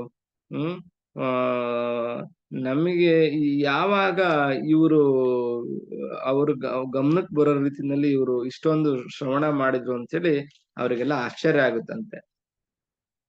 ಆಮೇಲೆ ಆ ಕ್ಷಣಕ್ಕೆ ಅಲ್ಲಿ ದೀಕ್ಷಾ ಸಮಾರಂಭ ಆರಂಭ ಆಗುತ್ತಂತೆ. ಅತಿಥಿಗಳಿಂದ, ಗೌಡಿಯ ಮಠದ ಸದಸ್ಯರಿಂದ ಆ ಇಡೀ ಒಂದು ಕೊಠಡಿ ತುಂಬಿ ಹೋಗಿರುತ್ತೆ. ಸೊ ದೀಕ್ಷೆ ಕೊಡೋ ಒಂದು ಕಾರ್ಯಕ್ರಮದಲ್ಲಿ ಏನ್ ಮಾಡ್ತಾರೆ, ಯಜ್ಞಗಳನ್ನೆಲ್ಲ ಮಾಡ್ತಾ ಇರ್ತಾರೆ. ಯಜ್ಞ ಕುಂಡ ಸುತ್ತ ಎಲ್ಲ ಕುಳಿತಿರ್ತಾರೆ. ಅಲ್ಲಿ ಹಣ್ಣುಗಳನ್ನ, ಯಜ್ಞ ಸಮಿತಿಗಳನ್ನ ಜ್ವಾಲೆಗೆ ಅರ್ಪಣೆ ಮಾಡ್ತಾರೆ ಅಗ್ನಿದೇವನಿಗೆ. ಮತ್ತೆ ಎಲ್ಲರೂ ಕೂಡ ಮಂತ್ರ ಪಠಣವನ್ನ ಮಾಡ್ತಾರೆ. ಅಲ್ಲಿ ಈ ಒಂದು ದೀಕ್ಷಾ ಕಾರ್ಯಕ್ರಮಕ್ಕೆ ಅವರ ತಂಗಿ ಮತ್ತೆ ಆ ಸಹೋದರ ಬಂದಿರ್ತಾರೆ, ಪತ್ನಿ ಬಂದಿರೋದಿಲ್ಲ. ಸೊ ಯಾವಾಗ ಇವ್ರಿಗೆ ದೀಕ್ಷೆ ಆಗುತ್ತೋ ಅವ್ರಿಗೆ ಅವ್ರ ಮುಂದೆ ನಿಂತ್ಕೊಂಡು ಆನಂದವಾಗಿ ನಿಂತಿರ್ತಾರೆ. ಪ್ರವಚನ ಕೇಳೋದ್ರಲ್ಲಿಗೆ ಇವ್ರಿಗೆ ತುಂಬಾ ಆಸಕ್ತಿ ಇದೆ ಅಂತ ಗುರುಗಳು ಹೇಳಿದ ಒಂದು ಮಾತು ಇವ್ರ ಅಚ್ಚಳಿಯದ ಪ್ರಭಾವ ಮೂಡಿರುತ್ತೆ.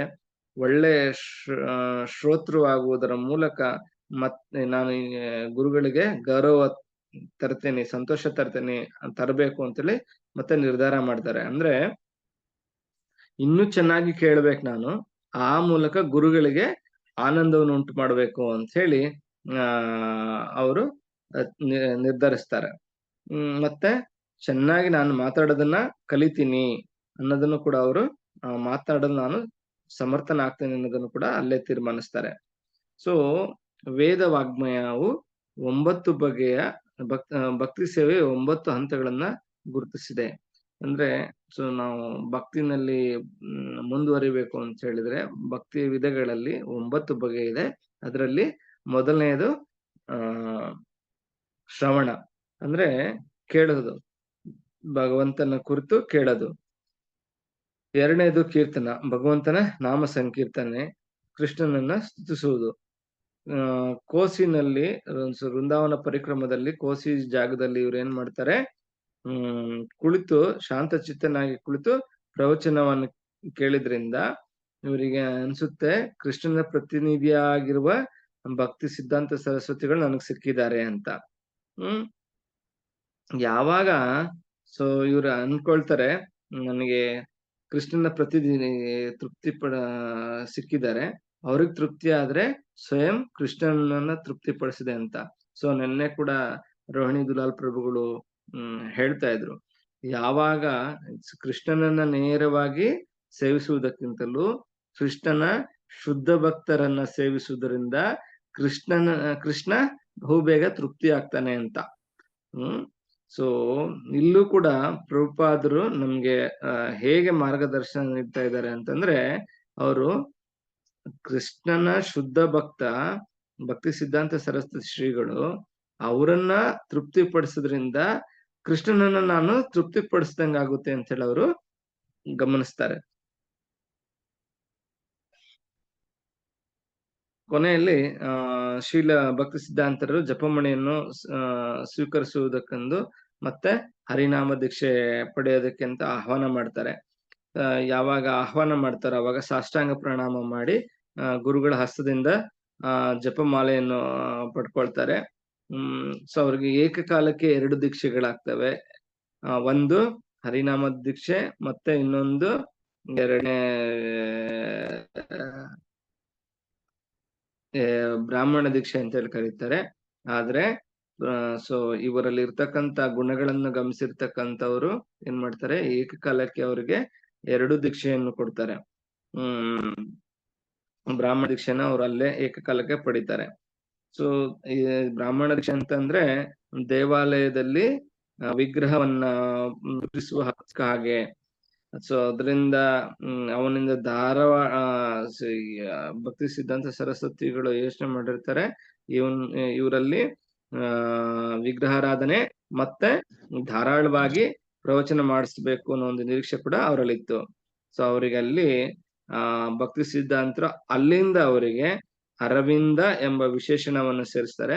ಅವಾಗ ಅಭಯ ಚರಣಾರವಿಂದ ಅಂತ ಹೇಳಿ ಹೆಸರು ಅಲ್ಲಿಗೆ ಅವ್ರದ್ದು ಚೇಂಜ್ ಆಗುತ್ತೆ. ಸೊ ಇನಿಷಿಯೇಷನ್ ಆದ್ಮೇಲೆ ಸೊ ಆಮೇಲೆ ಏನ್ ಮಾಡ್ತಾರೆ ಭಕ್ತಿ ಸಿದ್ಧಾಂತರು ಅಲಹಾಬಾದ್ ಇಂದ ಅವರು ಕಲ್ಕತ್ತಾಕ್ ಹೋಗ್ತಾರೆ. ಅವಾಗ ಇವ್ರಿಗೆ ಅನ್ಸುತ್ತೆ ನನ್ನ ಗುರುವಿನ ಪರವಾಗಿ ಕೆಲಸ ಮಾಡೋ ಹೊಣೆಗಾರಿಕೆ ನಂದು, ನಾನಿದ್ನ ತುಂಬಾ ಸೀರಿಯಸ್ ಆಗಿ ವಿಶೇಷವಾಗಿ ಇದ್ರ ಕಡೆ ನಾನು ಗಮನ ಕೊಡ್ಬೇಕು ಅಂತ ಹೇಳಿ ಅವರು ಭಾವಿಸ್ತಾರೆ. ಮತ್ತೆ ಆ ಸಂದರ್ಭದಲ್ಲೇ ಕೂಡ ಭಕ್ತಿ ಸಿದ್ಧಾಂತ ಸರಸ್ವತಿಗಳು ಅವ್ರಿಗೊಂದು ಮಾತನ್ನ ಹೇಳ್ತಾರೆ, ನೀನು ಭಕ್ತಿ ರಸಾಮೃತ ಸಿಂಧುವನ್ನ ಅಧ್ಯಯನ ಮಾಡ್ಬೇಕು ಅಂತ ಹೇಳಿ ಅವರು ಆಜ್ಞೆ ಮಾಡಿ ಹೋಗ್ತಾರೆ. ಕೃಷ್ಣ ಮತ್ತೆ ಭಕ್ತರ ನಡುವಣ ಪ್ರೀತಿಯ ಮುಖಾಮುಖಿಗಳನ್ನ ಅದರಲ್ಲಿ ವಿವರಣೆ ಮಾಡಿದ್ದಾರೆ. ಸೊ ಭಕ್ತಿ ರಸಾಮೃತ ಸಿಂಧುವಿನಲ್ಲಿ ಭಕ್ತ ಅಂದ್ರೆ ಹೇಗಿರ್ತಾನೆ, ಕೃಷ್ಣನ ಮತ್ತೆ ಅವರ ಭಕ್ತರ ಸಂಬಂಧ ಹೇಗಿರುತ್ತೆ, ಆರಂಭಿಕ ಹಂತದ ಭಕ್ತ ಯಾವ ರೀತಿ ಇರ್ತಾನೆ, ಮಧ್ಯಮ ವರ್ಗದ ಭಕ್ತ ಹೇಗಿರ್ತಾನೆ, ಉನ್ನತ ಭಕ್ತ ಯಾವ ರೀತಿ ಇರ್ತಾನೆ, ಹೇಗೆ ನಾವು ಸೇವೆ ಸಲ್ಲಿಸಬೇಕು ಅನ್ನೋದ್ರ ಬಗ್ಗೆ ಭಕ್ತಿ ರಸಾಮೃತ ಸಿಂಧುವಿನಲ್ಲಿ ವಿವರಣೆ ಇದೆ. ಅದ್ರ ಕಡೆ ನೀವು ಗಮನ ಕೊಡಿ ಅಂತ ಹೇಳಿ ಅವರು ಭಕ್ತಿ ಸಿದ್ಧಾಂತ ಸರಸ್ವತಿಗಳು ಶುದ್ಧ ಭಕ್ತರ ಸೇವೆ ಹೇಗೆ ಸಲ್ಲಿಸ್ತಾ ಇದ್ದಾರೆ ಅನ್ನೋದ್ರು ಕೂಡ ಅದರಲ್ಲಿ ವಿವರಣೆಗಳು ಇದಾವೆ. ಯಾರು ಓದಿದಾರೋ ಭಕ್ತಿ ರಸಾಮೃತ ಸಿಂಧು ಅವರಿಗೆಲ್ಲ ಅರ್ಥ ಆಗುತ್ತೆ ಇದು. ಅದ್ರ ಬಗ್ಗೆ ನೀವು ಗಮನ ಕೊಡಿ ಅಂತೇಳಿ ಆ ಭಕ್ತಿ ಸಿದ್ಧಾಂತ ಸರಸ್ವತಿಗಳು ಅವರಿಗೆ ಹೇಳ್ತಾರೆ. ಸೊ ಅದನ್ನ ಇವರು ತುಂಬಾ ಎಚ್ಚರಿಕೆಯಿಂದ ಅಧ್ಯಯನ ಮಾಡ್ತಾರೆ. ಅದು ಒಂದು ನ್ಯಾಯ ಗ್ರಂಥವಾಗಿತ್ತು ಅಂತ ಹೇಳ್ತಾರೆ. ಈಗ ನ್ಯಾಯ ಅಂತ ಹೇಳಿ ಇವಾಗ ಕೋರ್ಟ್ಗಳಲ್ಲಿ ಹೇಳ್ತಾರೆ ಏನು, ಇವ ಲಾ ಈ ಯಾವ ರೀತಿ ಯಾವ ತಪ್ಪಿಗೆ ಯಾವ ಶಿಕ್ಷೆ ಅಂತ ಇರೋದಲ್ಲಿ, ಆದ್ರೆ ಇಂಥ ತಪ್ಪಿಗೆ ಈ ರೀತಿಯಾದ ಶಿಕ್ಷೆ ಕೊಡ್ಬೇಕು ಅನ್ನೋದು. ಸೊ ತಪ್ಪುಗಳು ಇಲ್ಲಿ ಭಕ್ತಿ ನ್ಯಾಯ ಗ್ರಂಥವಾಗಿತ್ತು ಅಂತಂದ್ರೆ ಇಲ್ಲಿ ಯಾವ್ದು ಶಿಕ್ಷೆ ಕೊಡೋದಲ್ಲ, ಸರಿಯಾದ ನಿಟ್ಟಿನಲ್ಲಿ ಅಪರಾಧ ರಹಿತವಾಗಿ ಹೇಗೆ ಭಕ್ತಿನ ಮಾಡ್ಬೇಕು ಅಂತ ನಾವು ತಿಳ್ಕೊಬೇಕು ಅಂದ್ರೆ ಭಕ್ತಿ ರಸಾಮೃತ ಸಿಂಧುವನ್ನು ನಾವು ಓದ್ಬೇಕು.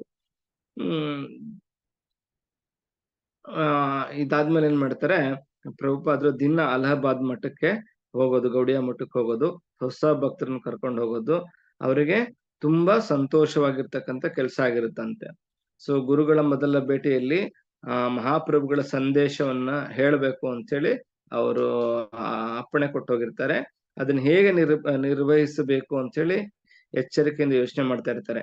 ಕೊನೆ ಪಕ್ಷ ಸೊ ಅವ್ರಿಗೆ ಏನ್ ಅನ್ಸುತ್ತೆ ಅಂದ್ರೆ ಮನೆ ವ್ಯವಹಾರಗಳು ಬೇಡುವಷ್ಟು ಹೊಣೆಗಾರಿಕೆಯನ್ನ ಪ್ರಚಾರ ಕಾರ್ಯವೂ ಬೇಡ್ತಾ ಇತ್ತು. ಅಂದ್ರೆ ಈಗ ಅವ್ರಿಗೆ ಪತ್ನಿ ಇದ್ದಾರೆ, ವ್ಯವಹಾರ ಇದೆ, ಅದಕ್ಕೆ ಎಷ್ಟು ಸಮಯ ಕೊಡ್ತಾ ಇದೆಯೋ ಅದ್ರಲ್ಲೂ ಕೂಡ ಅಷ್ಟೇ ಇಂಪಾರ್ಟೆನ್ಸ್ ನ ಇದಕ್ಕೂ ಪ್ರಚಾರಕ್ಕೂ ಕೊಡು ಅನ್ನೋದನ್ನ ಅವರು ಬಯಸ್ತಾ ಇತ್ತು ಅವ್ರ ಮನಸ್ಸು. ಅವ್ರಿಗೆ ಏನ್ ಅನ್ಸ್ತಾ ಇರುತ್ತೆ, ಪ್ರಚಾರ ಮಾಡ್ಬೇಕು ಅಂತಂದ್ರೆ ಮನೆಗೆ ಜನರನ್ನ ಕರಿಬೇಕಾಗುತ್ತೆ, ಮತ್ತೆ ಅಲ್ಲಿ ಪ್ರವಚನ ಕೊಡ್ಬೇಕು, ಮತ್ತೆ ಪ್ರಸಾದನ ಕೊಡ್ಬೇಕು. ಈ ವಿಚಾರವಾಗಿ ಅವ್ರ ಪತ್ನಿಯರೊಂದಿಗೆ ಅವರು ಚರ್ಚೆ ಮಾಡ್ತಾರೆ. ಆದ್ರೆ ಅವ್ರ ಪತ್ನಿಗೆ ಇದು ಅಷ್ಟಾಗಿ ಇಷ್ಟ ಇರೋದಿಲ್ಲ. ಆದ್ರೆ ಕೃಷ್ಣ ಅವ್ರ ಪತ್ನಿ ಕೂಡ ಕೃಷ್ಣನ ಭಕ್ತನೇ ಆಗಿದ್ರು ಕೂಡ ಅವ್ರ ಬಗೆನೇ ಬೇರೆ ಇರುತ್ತೆ, ಅವಳ ವಿಚಾರನೇ ಬೇರೆ ಇರುತ್ತೆ. ಆದ್ರೆ ಅವ್ರ ಪ್ರಕಾರ ಏನು ಅಂತಂದ್ರೆ ಪ್ರಭುಪಾದರ ಪತ್ನಿ ವಿಚಾರ ಹೇಗೆ ಅಂತಂದ್ರೆ, ಕೃಷ್ಣ ಇದ್ದಾನೆ, ನಾನು ಒಪ್ಕೊಳ್ತೀನಿ, ಅವನೇ ಭಗವಂತ, ಆದ್ರೆ ನಾವು ಮನೇಲಿ ಪೂಜಿಸ್ಬೇಕು, ನಾವು ನೆಮ್ಮದಿಯಾಗಿರ್ಬೇಕು ಪೂಜೆ ಮಾಡೋದ್ರ ಮುಖಾಂತರ ಅನ್ನೋದು ಅವ್ರ ಪತ್ನಿ ವಿಚಾರ. ಆದ್ರೆ ಈ ಕೃಷ್ಣ ಪ್ರಜ್ಞೆಯ ಪ್ರಚಾರನೇ ನನ್ನ ಗುರಿ ಅಂತೇಳಿ ಪ್ರಭುಪಾದರಿಗೆ ಅನ್ಸ್ತಿರುತ್ತೆ. ಇವರು ಗುರುಗಳ ಜೊತೆ ಪ್ರವಾಸ ಮಾಡೋದಕ್ಕಾಗ್ಲಿ ಅಥವಾ ನೋಡೋದಕ್ಕಾಗ್ಲಿ ಇವರಿಗೆ ಸಾಧ್ಯ ಆಗ್ತಾ ಇರಲ್ಲ. ಯಾಕಂದ್ರೆ ಔಷಧ ಅಂಗಡಿ ಕೆಲಸ ತುಂಬಾನೇ ಬಿಡುವಿಲ್ದೆ ಒಂದು ಕಾರ್ಯ ಅದು. ಮತ್ತೆ ಊರೂರ್ ಬೇರೆ ಸುತ್ತಾ ಇರ್ತಾರೆ. ಸಾಧ್ಯವಾದಾಗೆಲ್ಲ ಅವರು ಕಲ್ಕತ್ತೆನಲ್ಲಿ ಗೌಡಿಯಾ ಮಠಕ್ಕೆ ಹೋಗೋದಕ್ಕೆ ಪ್ರಯತ್ನ ಪಡ್ತಿರ್ತಾರೆ. ಸೊ ಮುಂದಿನ 4 ವರ್ಷಗಳಲ್ಲಿ ಅವ್ರು ಏನ್ ಮಾಡ್ತಾರೆ, 12ಕ್ಕಿಂತ ಹೆಚ್ಚು ಬಾರಿ ಅವ್ರ ಗುರುಗಳ ದರ್ಶನ ಮಾಡ್ತಾರೆ. ಅಲ್ಲಿ ಕಲ್ಕತ್ತಾಗ ಬಂದಾಗೆಲ್ಲ ಏನ್ ಮಾಡ್ತಾರೆ, ಇವರು ನಿತ್ಯಾನಂದ ಬ್ರಹ್ಮಚಾರಿಗಳ ಮಠಕ್ಕೆ ಸೇರಿದ್ದ ಒಂದು ಜಟ್ಕಾ ಗಾಡಿ ಇರುತ್ತೆ, ಆ ಜೋಡಿ ಕುದುರೆ ಜಟ್ಕಾ ಗಾಡಿ ತಂದು ಹೌರಾ ನಿಲ್ದಾಣದಲ್ಲಿ ಭೇಟಿ ಆಗ್ತಿರ್ತಾರೆ. ಸೊ ನಿತ್ಯಾನಂದರ ಕಣ್ಣಿಗೆ ಹೇಗ್ ಕಾಣಿಸ್ತಾರೆ ಅಂದ್ರೆ ಪ್ರಭುಪಾದರು ಒಂದು ಅಪರೂಪದ ವಿನಯವಂತ ಮತ್ತೆ ತಾಳ್ಮೆಯನಾಗಿ ಕಂಡು ಬರ್ತಾರೆ. ಅಂದ್ರೆ ಅವರಲ್ಲಿ ಅಪಾರವಾಗಿರ್ತಕ್ಕಂಥ ತಾಳ್ಮೆ ಮತ್ತು ವಿನಯವಂತಿಕೆ ಇತ್ತು. ಸೊ ಹೇಳ್ತಾರೆ, ವಿನಯ ಇಲ್ಲದೆ ಇದ್ರೆ ಸೊ ವಿದ್ಯೆಯನ್ನು ಕೂಡ ವ್ಯರ್ಥ ಆಗುತ್ತೆ ಅಂತ ಹೇಳ್ತಾರಂತೆ. ಸೊ ನಮ್ಮಲ್ಲಿ ವಿನಯದಿಂದ ನಾವು ಏನನ್ ಬೇಕಾದ್ರೂ ಕೂಡ ಇಲ್ಲಿ ಕಲಿಬಹುದು. ಅಷ್ಟೊಂದು ಇವರಲ್ಲಿ ವಿನಯತೆ ಮತ್ತೆ ತಾಳ್ಮೆ ಎರಡೂ ಇತ್ತು. ಸೊ ತುಂಬಾ ಮಠದ ಆಗು ಹೋಗುಗಳ ಬಗ್ಗೆ ಇವರೆಲ್ಲ ಉತ್ಸಾಹದಿಂದ ಕೇಳ್ತಾ ಇರ್ತಾರೆ. ಮತ್ತೆ ತಮ್ಮ ಗುರುಗಳ ಬಗ್ಗೆ ತುಂಬಾ ವಿಚಾರಗಳನ್ನ ಮಾಡ್ತಾ ಇರ್ತಾರೆ. ಪ್ರತಿ ಸತಿ ಹೋದಾಗ್ಲೂ ಹೊಸ ಶಾಖೆಗಳು ಎಷ್ಟಾದವು, ಅವ್ರ ಶಿಷ್ಯಂದ್ರು ಯಾರ್ಯಾರು ಎಲ್ಲೆಲ್ಲಿದ್ದಾರೆ ಅಂತೇಳಿ ಎಲ್ಲ ಅವರೆಲ್ಲ ಕೇಳ್ತಾ ಇರ್ತಾರೆ. ಆದ್ರೆ ಅಭಯನ ಬಗ್ಗೆ ಅವರು ವ್ಯವಹಾರದ ಬಗ್ಗೆ ಎಲ್ಲೂ ಕೂಡ ಅವರು ಮಾತಾಡ್ತಾ ಇರಲಿಲ್ಲ. ಗೌಡಿಯ ಮಠದಲ್ಲಿ 5 ದಿವಸ ವಾಸ್ತವ್ಯ ಮಾಡ್ತಾ ಇರ್ತಾರೆ. ಸೊ ಒಂದ್ಸತೆ ಅಲ್ಲಿ ಅವ್ರ ಸಹೋದರಿನೂ ಕೂಡ ಅಲ್ಲೇ ಇರ್ತಾರೆ. ಸೊ ಯಾರಾದ್ರೂ ಕೇಳಿದ್ರೆ ಅವ್ರೇನ್ ಹೇಳ್ತಿರ್ತಾರೆ ಅಂದ್ರೆ ಸಹೋದರಿಯನ್ನ ನೋಡಕ್ ಹೋಗ್ತಾ ಇದ್ದೆ ಅಂತ ಹೇಳಿ ಅವ್ರು ಅಲ್ಲಿ ಕಲ್ಕತ್ತಾಗ್ ಬರ್ತಿರ್ತಾರೆ. ಆದ್ರೆ ಅವ್ರು ನಿಜವಾಗ್ಲೂನು ಅವ್ರು ಬರ್ತಾ ಇದ್ದಿದ್ದು ಗೌಡಯ್ಯ ಮಠದವರೊಂದಿಗೆ ಒಡನಾಟಕ್ಕೋಸ್ಕರ ಅವರು ಜಾಸ್ತಿ ಅಲ್ಲಿಗೆ ಬರ್ತಾ ಇದ್ರು. ಅವರು ಏನಾದ್ರೂ ಭಕ್ತಿ ಸಿದ್ಧಾಂತರು ಅಲ್ಲಿಗೆ ಬರ್ತಿದ್ದಾರೆ ಅಂತಂದ್ರೆ ಯಾವತ್ತೂ ಕೂಡ ಅವರು ಮಿಸ್ ಮಾಡ್ಕೊಳ್ತಾ ಇರ್ಲಿಲ್ವಂತೆ. ಸೊ ಅವರು ಆ ಮಠಕ್ಕೆ ಬರ್ತಾ ಇದ್ದಾಗ್ಲೂ ಕೂಡ ಆ ಮಠದಲ್ಲಿ ಯಾವತ್ತೂ ಕೂಡ ವ್ಯವಹಾರದಲ್ಲಿ ನಾನು ಮುಖ್ಯಸ್ಥ ಆಗ್ಬೇಕು ಅನ್ನೋ ಬಯಸ್ತಿರ್ಲಿಲ್ಲ. ಸೊ ಗುರುಗಳು 18 ಜನಕ್ಕೆ ದೀಕ್ಷೆ ಕೊಟ್ಟಿರ್ತಾರೆ. ಹೆಚ್ಚಿನ ಜನರು ಅದರಲ್ಲಿ ಪ್ರಚಾರ ಕಾರ್ಯ ಮಾಡ್ತಾ ಇರ್ತಾರೆ. ಸೊ ಕೆಲವೊಬ್ರು ಸಂಘದ ನಿರ್ವಹಣೆ ಮಾಡ್ತಿರ್ತಾರೆ. ಆದ್ರೆ ಅಭಯ ಗೃಹಸ್ಥ ಆಗಿದ್ರು. ಅವರಿಗೆ ಗೃಹ ಕೃತ್ಯ ಮತ್ತೆ ವ್ಯವಹಾರಗಳಲ್ಲಿ ಅವ್ರ ಹೆಚ್ಚಿನ ಸಮಯ ಹೋಗ್ತಾ ಇತ್ತು. ಕೆಲವೊಂದ್ಸತಿ ಸಣ್ಣ ಭೇಟಿ ಆದಾಗ ಅವರು ಗುರುಗಳೊಡನೆ ಅವ್ರು ಜಾಸ್ತಿ ದಿವಸ ಇಲ್ಲದ ಇದ್ರು ಕೂಡ ಆಂತರಿಕವಾಗಿ ನಿಕಟ ಸಂಬಂಧವನ್ನು ಅವರು ಬೆಳೆಸ್ಕೊಂಡಿರ್ತಾರೆ. ಸೊ ಕೆಲವೊಂದ್ಸತೆ ಮಾಯಪುರಕ್ಕೂ ಚೈತನ್ಯ ಮಠಕ್ಕೆ ಹೋಗ್ತಾ ಇದ್ರು. ಮಾಯಪುರದಲ್ಲಿ ಇರ್ತಕ್ಕಂಥ ಚೈತನ್ಯ ಮಠಕ್ಕೆ ಮಹಾಪ್ರಭುಗಳ ಚೈತನ್ಯ ಮಹಾಪ್ರಭುಗಳ ಜನ್ಮಸ್ಥಳ ಆಗಿರ್ತಕ್ಕಂಥ ಮಾಯಪುರಕ್ಕೆ ಹೋಗ್ತಾ ಇದ್ರು. ಒಂದ್ಸತೆ ಅಲ್ಲಿ ಪ್ರವಚನ ನಡೀತಾ ಇರುತ್ತೆ. ಆ ಸಂದರ್ಭದಲ್ಲಿ ಒಂದು ದೊಡ್ಡ ವಿಷ ಸರ್ಪ ಅವ್ರ ಮುಂದೆ ಹರಿದೋಯ್ತು. ಸೊ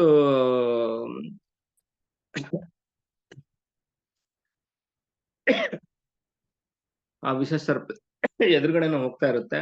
ಇವ್ರು ಮಾಯಪುರದಲ್ಲಿ ಇರ್ಬೇಕಾದ್ರೆ ಇವ್ರು ನೋಡ್ತಾರೆ. ಏನ್ ಮಾಡ್ಬೇಕು ಅಂತ ಗೊತ್ತಾಗೋದಿಲ್ಲ. ಅವ್ರ ಇತರೆ ಸಹೋದರರನ್ನ ದೈವ ಸಹೋದರರು ಗಾಡ್ ಬ್ರದರ್ಸ್ ಅಂತ ಏನ್ ನಾವು ಕರಿತೀವಿ, ಅವರು ಇಲ್ಲಿ ಇರ್ತಾರೆ. ಅವ್ರನ್ನೆಲ್ಲ ಕೂಗ್ತಾರೆ. ಆದ್ರೆ ಮೇಲ್ಗಡೆನೆ ಭಕ್ತಿ ಸಿದ್ಧಾಂತರ ನೋಡ್ತಾರೆ ಮೇಲ್ಗಡೆಯಿಂದ. 2ನೇ ಮಹಡಿನಲ್ಲಿ ಇರ್ತಾರೆ. ಕೆಳಗಡೆ ಹಾವು ಹೋಗ್ತಾ ಇರೋದನ್ನ ಇವ್ರು ಕೂಗಿರೋದನ್ನೆಲ್ಲ ಗಮನಿಸ್ತಾರೆ. ಸೊ ನೋಡಿದ ತಕ್ಷಣ ಹೇಳ್ತಾರೆ ಅದನ್ನ ಹೊಡೆದಾಕಿ ಅಂತ ಹೇಳ್ತಾರೆ ಆ ವಿಷ ಸರ್ಪನ. ಹಾವು ಕೂಡ್ಲೇನೆ ಕೊಂದು ಹಾಕಿ ಅಂತ ಹೇಳ್ತಾರೆ. ಸೊ ಆಮೇಲೆ ಒಬ್ರು ಬಂದು ಅದನ್ನ ಹೊಡೆದು ಒಂದು ಹಾವನ್ನ ಹಿಡಿದು ಕೊಂದು ಹಾಕ್ತಾರೆ. ಸೊ ಪ್ರಭುಪಾದರಿಗೆ ಅನ್ಸುತ್ತೆ ಯಾಕೆ ಗುರುಗಳು ಹಾವನ್ನ ಕೊಲ್ಲೋದಕ್ಕೆ ಆದೇಶ ಮಾಡಿದ್ರು ಅಂತ. ಮತ್ತೆ ಅದನ್ನ ಅವ್ರು ಹಂಗ ಹೇಳಿದ ತಕ್ಷಣ ಇವರಿಗೆ ಆಶ್ಚರ್ಯನ ಆಗುತ್ತೆ. ಸೊ ಆಮೇಲೆ ಮೋದೇತ ಸಾಧುರಪಿ ವೃಶ್ಚಿಕ ಸರ್ಪ ಹತ್ಯ. ಸಾಧು ಪುರುಷರಿಗೂ ಕೂಡ ಹಾವು ಚೇಳುಗಳನ್ನು ಕೊಲ್ಲುವುದು ಸಂತೋಷದ ಸಂಗತಿ. ಯಾಕೆ ಅಂತಂದ್ರೆ ಹಾವನ್ನು ಕೊಲ್ಲುವಂದು ಯಾಕೆ ಹೇಳಿದ್ರು ಅಂತಂದ್ರೆ ಅನುಮಾನವಾಗಿ ಉಳಿದಿದ್ರು ಕೂಡ ಹಾವಿನಂತ ಜೀವಿಗಳ ಬಗೆಗೆ ಸ್ವಲ್ಪವೂ ಕನಿಕರವನ್ನು ತೋರಬಾರದು ಎಂಬ ವಿಷಯವನ್ನು ಓದಿದಾಗ ನನಗೆ ಅನುಮಾನ ಪರಿಹಾರ ಆಯ್ತು. ಸೊ ಅವರಿಗೆ ಅಲ್ಲಿವರೆಗೂ ಗೊತ್ತಿರಲ್ಲ ಹಾವು ಮತ್ತು ಚೇಳುಗಳು ಅವುಗಳಿಂದ ಹೆಚ್ಚಿನ ಹಾನಿನೇ ಇದೆ ಈ ಜಗಕ್ಕೆ. ಸೊ ಅದಕ್ಕೋಸ್ಕರ ಅವ್ರು ಹೇಳ್ತಾರೆ ಸೊ ಇಲ್ಲಿ ಕನಿಕರ ತೋರಿಸಬಾರ್ದು. ಯಾಕಂದ್ರೆ ಹಾವು ಕುಡ್ದಿರೋ ಹಾಲು ಸ್ಪರ್ಶ ಮಾಡಿದ್ರು ಕೂಡ ಏನಾಗುತ್ತೆ, ವಿಷ ಆಗೋಗುತ್ತೆ ಅಂತ. ಸೊ ಇವರು ಭಕ್ತಿ ಸಿದ್ಧಾಂತರು ತುಂಬಾ ಗಂಭೀರ ಆಗಿರ್ತಾ ಇದ್ರಂತೆ. ಸೊ ಕೆಲವೊಂದು ಅವರು ತಾತ್ವಿಕ ನಿಲುವುಗಳು ಹೇಗಿರ್ತಾ ಇದ್ವು ಅಂತಂದ್ರೆ ಅವ್ರು ಒಬ್ರೇ ಇದ್ದಾಗ ಅಥವಾ ಯಾವುದೇ ಕಾರ್ಯ ಇಲ್ಲದೆ ಇರ್ತಕ್ಕಂಥ ಸಂದರ್ಭದಲ್ಲಿ ಇತರ ಶಿಷ್ಯರು ಯಾರಾದ್ರೂ ಒಬ್ಬೊಬ್ರು ಹೋಗೋದಕ್ಕೆ ಅವ್ರು ಹಿಂದೆ ಮುಂದೆ ನೋಡ್ತಾ ಇದ್ರಂತೆ. ಸೊ ಅದು ಪ್ರಭುಪಾದರಿಗೆ ಅವ್ರ ಜೊತೆ ತುಂಬಾ ಮಿತವಾಗಿರ್ತಕ್ಕಂಥ ಸಂಪರ್ಕ ಇದ್ರು ಕೂಡ ಸೊ ಭಕ್ತಿ ಸಿದ್ಧಾಂತರು ಅವರನ್ನು ಸದಾ ಪ್ರೀತಿಯಿಂದ ನೋಡ್ಕೊಳ್ತಾ ಇರ್ತಾರೆ. ಸೊ ಗುರು ಮಹಾರಾಜರನ್ನ ಭೇಟಿ ಮಾಡಿದಾಗೆಲ್ಲ ತುಂಬಾ ಮಮತೆಯಿಂದ ನನ್ನನ್ನ ನೋಡ್ಕೊಳ್ತಾ ಇದ್ರು ಅಂತ ಹೇಳಿ ಪ್ರಭುಪಾದರು ನೆನೆಸ್ಕೊಳ್ತಾರೆ. ಮತ್ತೆ ಮುಕ್ತವಾಗಿ ಅವ್ರು ಮಾತಾಡ್ತಾ ಇದ್ರಂತೆ. ಸೊ ಯಾರಾದ್ರೂ ಇತರ ದೈವ ಸಹೋದರರು ಈ ಹೇಗ್ ಮಾತಾಡ್ತಾ ಇದ್ದ ನೋಡಿ ಸಿಟ್ಟಾದ ದೈವ ಸಹೋದರರು ಇಂಗ್ಲಿಷ್ ಗಾದೆಯನ್ನ ಉದಾಹರಣೆ ಕೊಡ್ತಾರಂತೆ. ದೇವತೆಗಳು ಕಾಲಿಡಲು ಹೆದರುವ ಜಾಗಕ್ಕೆ ಮೂರ್ಖರು ಸಲೀಸಾಗಿ ನುಗ್ಗಿ ಬಿಡುತ್ತಾರೆ ಅಂತ. ಅಂದ್ರೆ ಇಲ್ಲಿ ಪ್ರಭುಪಾದರು ಹೋಗೋರಂತೆ. ಸೊ ಅವ್ರನ್ನ ಭೇಟಿ ಮಾಡಿಸ್ಬೇಕು ಅಂತದ ಇಷ್ಟಪಟ್ಟಾಗೆಲ್ಲ. ಸೊ ಅವ್ರನ್ನ ನೋಡಕ್ ಹೋಗೋದಕ್ಕೆ ಇತರೆ ದೈವ ಸಹೋದರರು ಗಾಡ್ ಬ್ರದರ್ಸ್ ಎಲ್ಲ ಅವ್ರಿಗೆ ಬೇಜಾರಾಗ್ತಾ ಇದ್ರ ಅಂದ್ರೆ ಭಯ ಪಡ್ತಾ ಇದ್ರೆ ಇವ್ರು ಮಾತ್ರ ಧೈರ್ಯವಾಗಿ ಹೋಗೋರಂತೆ. ಸೊ ಅದಕ್ಕೆ ಅವ್ರು ಏನ್ ಹೇಳ್ತಾ ಇದ್ರು ಅಂದ್ರೆ ಇಂಗ್ಲಿಷ್ ಒಂದು ಗಾದೆ ಹೇಳಾರಂತೆ. ಹೆಂಗಂತಂದ್ರೆ ದೇವತೆಗಳು ಕಾಲಿಡಕ್ ಹೆದರೋ ಜಾಗಕ್ಕೆ ಮೂರ್ಖರು ಅಂದ್ರೆ ಏನು ಗೊತ್ತಿದ್ರು ಸುಲಭವಾಗಿ ಹೋಗ್ಬಿಡ್ತಾರೆ ಅಂತ. ಅಂದ್ರೆ ಇವ್ರಿಗೆಲ್ಲ ಭಯ ಇತ್ತು ಇತರೆ ದೈವ ಸಹೋದರರಿಗೆ, ಆದ್ರೆ ಅಭಯಚರಣರವಿಂದರಿಗೆ ಯಾವುದೇ ರೀತಿಯಾಗಿರ್ತಕ್ಕಂಥ ಭಯ ಇರಲಿಲ್ಲ ಅವ್ರ ಗುರುಗಳನ್ನ ಮೀಟ್ ಮಾಡ್ಲಿಕ್ಕೆ.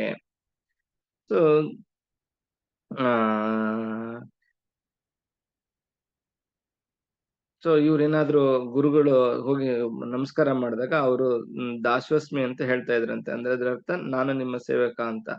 ಕೆಲವು ಸತೆ ಭಕ್ತಿ ಸಿದ್ಧಾಂತ ಜಪಮಣಿನ ಇಟ್ಕೊಂಡು ಹರೇ ಕೃಷ್ಣ ಕೃಷ್ಣ ಕೃಷ್ಣ ಹರೇ ಹರೇ, ಹರೇ ರಾಮ ರಾಮ ರಾಮ ಹರೇ ಹರೇ ಅಂತ ಹೇಳಿ ಜೋರಾಗಿ ಹೇಳ್ತಾ ಇರ್ತಿದ್ರಂತೆ. ಸೊ ಇವರು ಅವರೊಂದಿಗೆ ಒಳಗಡೆ ಹೋದಾಗ ಅದೇ ರೀತಿ ಹೇಳ್ತಾ ಜೋರಾಗಿ ನಡೀತಾ ಇದ್ರಂತೆ. ಸೊ ಗುರು ಮಹಾರಾಜ್ ಒಂದ್ಸತೆ ಗಾದಿ ಮೇಲೆ ಕೂತ್ಕೊಂಡಿರ್ತಾರೆ. ಅವರು ಸರಿ ಸಮಾನದ ಆಸನದಲ್ಲೇ ಇವರು ಕೂತ್ಕೊಳ್ತಾರೆ. ಆದ್ರೆ ಇತರೆ ಸಹೋದರರು ಎಲ್ಲ ಏನ್ ಮಾಡಿರ್ತಾರೆ, ಅವ್ರ ಗುರು ಮಹಾರಾಜ್ ಕೂತಿರೋ ಕೆಳಗಡೆ ನೆಲದ ಮೇಲೆ ಕೂತಿರ್ತಾರೆ. ಆದ್ರೆ ಇವ್ರು ಕೂತಿದ್ದನ್ನ ನೋಡಿನೂ ಕೂಡ ಭಕ್ತಿ ಸಿದ್ಧಾಂತರ ಏನು ಹೇಳೋದಿಲ್ಲಂತೆ. ಆದ್ರೆ ಮುಂದೆ ಇವರೇ ಅನ್ಕೊಳ್ತಾರೆ ಇನ್ನೆಂದು ನಾನು ಈ ರೀತಿ ಕೂತ್ಕೋಬಾರ್ದು ಅಂತ. ಸೊ ಅಂದ್ರೆ ಗುರುವಿನಲ್ಲಿರೋ ಕ್ವಾಲಿಟೀಸ್ ಅನ್ನ ನಾವಿಲ್ಲಿ ಗಮನಿಸಬಹುದು. ಅವರು ನೇರವಾಗಿ ಅಲ್ಲಿ ಹೇಳಲ್ಲ, ಆದ್ರೆ ಇಲ್ಲಿ ತಾನೇ ತಾವು ಅರ್ಥ ಮಾಡ್ಕೊಂಡು ಇನ್ ಮುಂದೆ ನಾನು ಆ ರೀತಿ ಕೂತ್ಕೋಬಾರ್ದು ಅನ್ನೋದನ್ನ ಅವರು ಅರ್ಥಕೊಳ್ತಾರೆ.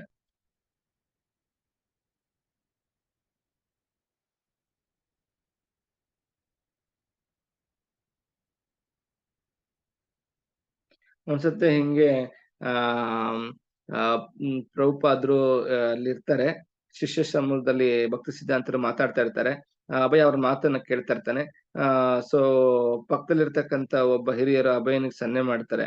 ಸೊ ಅವ್ರು ಏನು ಹೇಳ್ತಾರೆ ಎಂದು ತಿಳಿದು ಅವ್ರ ಕಿವಿ ಪಕ್ಕಕ್ಕೆ ತಂದ.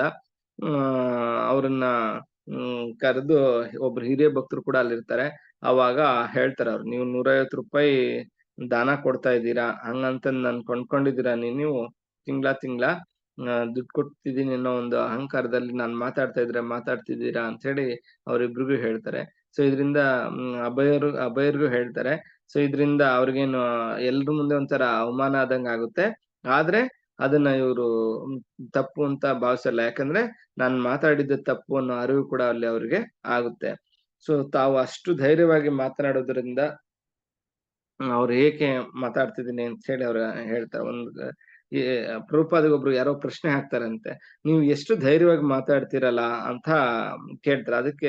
ಅದಕ್ಕೆ ನನ್ನ ಗುರುಗಳೇ ಕೊಡುಗೆ ಇದೆ ಅಂತ ಅವ್ರು ಹೇಳ್ತಾರೆ. ಸೊ ಏನಂದ್ರೆ ಜಾತಿವಾದಿ ಗೋಸ್ವಾಮಿಗಳನ್ನ ಸೋಲಿಸಿದ್ದು, ಮತ್ತೆ ಬ್ರಾಹ್ಮಣಿಕೆಯನ್ನ ಪರಾಭವಗೊಳಿಸಿದ್ರು. ಚೈತನ್ಯ ಮಹಾಪ್ರಭುಗಳು ಮಾಡಿದ ರೀತಿಯಲ್ಲೇ ಮಾಡಿದರು. ಚೈತನ್ಯ ಮಹಾಪ್ರಭುಗಳು ಕೂಡ ಈಗ ಬ್ರಾಹ್ಮಣರ ಕುಲದಲ್ಲಿ ಹುಟ್ಟಿದವರು ಮಾತ್ರ ಬ್ರಾಹ್ಮಣರು, ಅವರು ಶ್ರೇಷ್ಠರು. ಇನ್ನಿತರೆ ಜನಗಳು ಯಾವುದೇ ರೀತಿ ದೀಕ್ಷೆ ಪಡೆಯೋದಕ್ಕೆ ಅರ್ಹರಿಲ್ಲ ಅನ್ನೋ ರೀತಿನಲ್ಲಿ ಬ್ರಾಹ್ಮಣರು ವರ್ತಿಸ್ತಾ ಇರ್ತಾರೆ. ಸೊ ಹೇಗೆ ಚೈತನ್ಯ ಮಹಾಪ್ರಭುಗಳು ಇದ್ದಾಗ ಇತ್ತೋ ಅದೇ ಪರಿಸ್ಥಿತಿನೂ ಕೂಡ ಭಕ್ತಿ ಸಿದ್ಧಾಂತ ಸರಸ್ವತಿಗಳು ಇದ್ದಾಗ್ಲೂ ಕೂಡ ಇತ್ತು.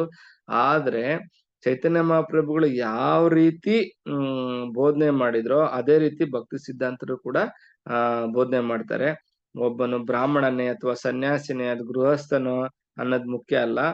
ಯಾರು ಕೃಷ್ಣ ತತ್ವ ತಿಳಿದಿರ್ತಾನೋ ಅವನೇ ಶುದ್ಧ, ಅವನೇ ಗೋಸ್ವಾಮಿ, ಅವನೇ ಬ್ರಾಹ್ಮಣ ಅಂತ ಹೇಳಿ ಅವರು ಹೇಳ್ತಾರೆ. ಸೊ ಹರೇ ಕೃಷ್ಣ. ಏನಾದ್ರು ಪ್ರಶ್ನೆ ಇದೆಯಾ? ಹರೇ ಕೃಷ್ಣ ಪ್ರಭುಜಿ. ಹೇಳಿ ಮಾತಾಜಿ. ಪ್ರಭುಜಿ, ಇವಾಗ ಅದು ಹೇಳಿರಲ್ಲ ಪ್ರಭುಜಿ, ಹಾವು ನೋಡಿದ ತಕ್ಷಣ ಸಾಯಿಸ್ಬೇಕು ಅಂತ ಪ್ರಭುಜಿ. ಭಗವದ್ಗೀತೆಯಲ್ಲಿ ಸಮಸ್ತ ಪ್ರಾಣಿಗಳನ್ನ, ಜೀವಿಗಳನ್ನ ನಮ್ಮಂತೆ ಕಾಣುವವನು ಉತ್ತಮ ಅಂತ ಇದೆಯಲ್ವಾ ಪ್ರಭುಜಿ? ಅದ್ರ ಹಾವು ಚೇಳನ್ನ ಸಾಯಿಸೋದು ದೋಷ ಅಲ್ವಾ ಪ್ರಭುಜಿ? ಮನುಷ್ಯ ಅದಕ್ಕಿಂತ ವಿಷವಾಗಿರ್ತಾನಲ್ವಾ ಪ್ರಭುಜಿ? ಮನುಷ್ಯ ಅದಕ್ಕಿಂತ ವಿಷವಾಗಿರ್ತಾನೆ. ಆದ್ರೆ ಸಾಧುಗಳು ಹೇಗಿರ್ತಾರೆ ಅಲ್ಲಿ ಪ್ರಭುಜಿ? ಸಾಧುಗಳು ಹೇಗಿರ್ತಾರೆ? ಸಂತರು ಹೇಗಿರ್ತಾರೆ? ಸಾಧುಗಳು ಸಾಧುವಾಗೇ ಇರ್ತಾರೆ. ಆದ್ರೆ ನಮ್ಮಂತವ್ರನ್ನ ನೋಡ್ಕೊಂಡ್ರೆ ಅವ್ರಿಗಿಂತನೂ ಸ್ವಲ್ಪ ನಾವು ಕೀಳ್ವಾಗೇ ಇರ್ತೀವಿ ಪ್ರಭುಜಿ. ಸೊ ನಾವು ಕೀಳ್ಮಟ್ಟದಲ್ಲೇ ಇರ್ತೀವಿ. ಆದ್ರೆ ಸೊ ಅನೇಕ ಉದಾಹರಣೆಗಳನ್ನು ಕೊಡ್ತಾರೆ. ಸೊ ನಾವು ಆದ್ರೆ ಸಂತರು ಯಾವಾಗ್ಲೂ ಭಾವ ಹೇಗಿರ್ಬೇಕು ಅನ್ನೋದನ್ನ ನಾವು ನೋಡೋದಾದ್ರೆ ಸೊ ಇಲ್ಲಿ ಶಾಸ್ತ್ರದ ಪ್ರಕಾರ ಹಾವನ್ನ ಕೊಲ್ಲೋದಕ್ಕೆ ಸಂತರು ಕೂಡ ಮಾಡ್ಬೋದು ಅಂತ. ಯಾಕೆಂತಂದ್ರೆ ಇಲ್ಲಿ ಅದು ಅಪಾಯನ ಉಂಟು ಮಾಡುತ್ತೆ. ಸಾಧು ಸಂತರಿಗೆ ಅದರಿಂದ ಹಾನಿ. ಅದರಿಂದ ಏನಾಗುತ್ತೆ, ಅವರು ಪ್ರಚಾರ ಕಾರ್ಯ ನಿಂತೋಗ್ಬೋದು. ಮತ್ತೆ ಇದೇ ರೀತಿ ಇನ್ನೊಂದು ರೀತಿನಲ್ಲಿ ನೋಡೋದಾದ್ರೆ ಒಬ್ಬ ಸಾಧು ಇರ್ತಾನಂತೆ. ಸಾಧು ಸಂತರು ಹೇಗಿರ್ತಾರೆ ಅನ್ನೋದನ್ನ ನಾವು ನೋಡೋದಾದ್ರೆ ಅವರು ಪರೋಪಕಾರಿಗಳಾಗಿ ಇರ್ತಾರೆ. ಸೊ ಒಂದು ಚೇಳಿರುತ್ತೆ.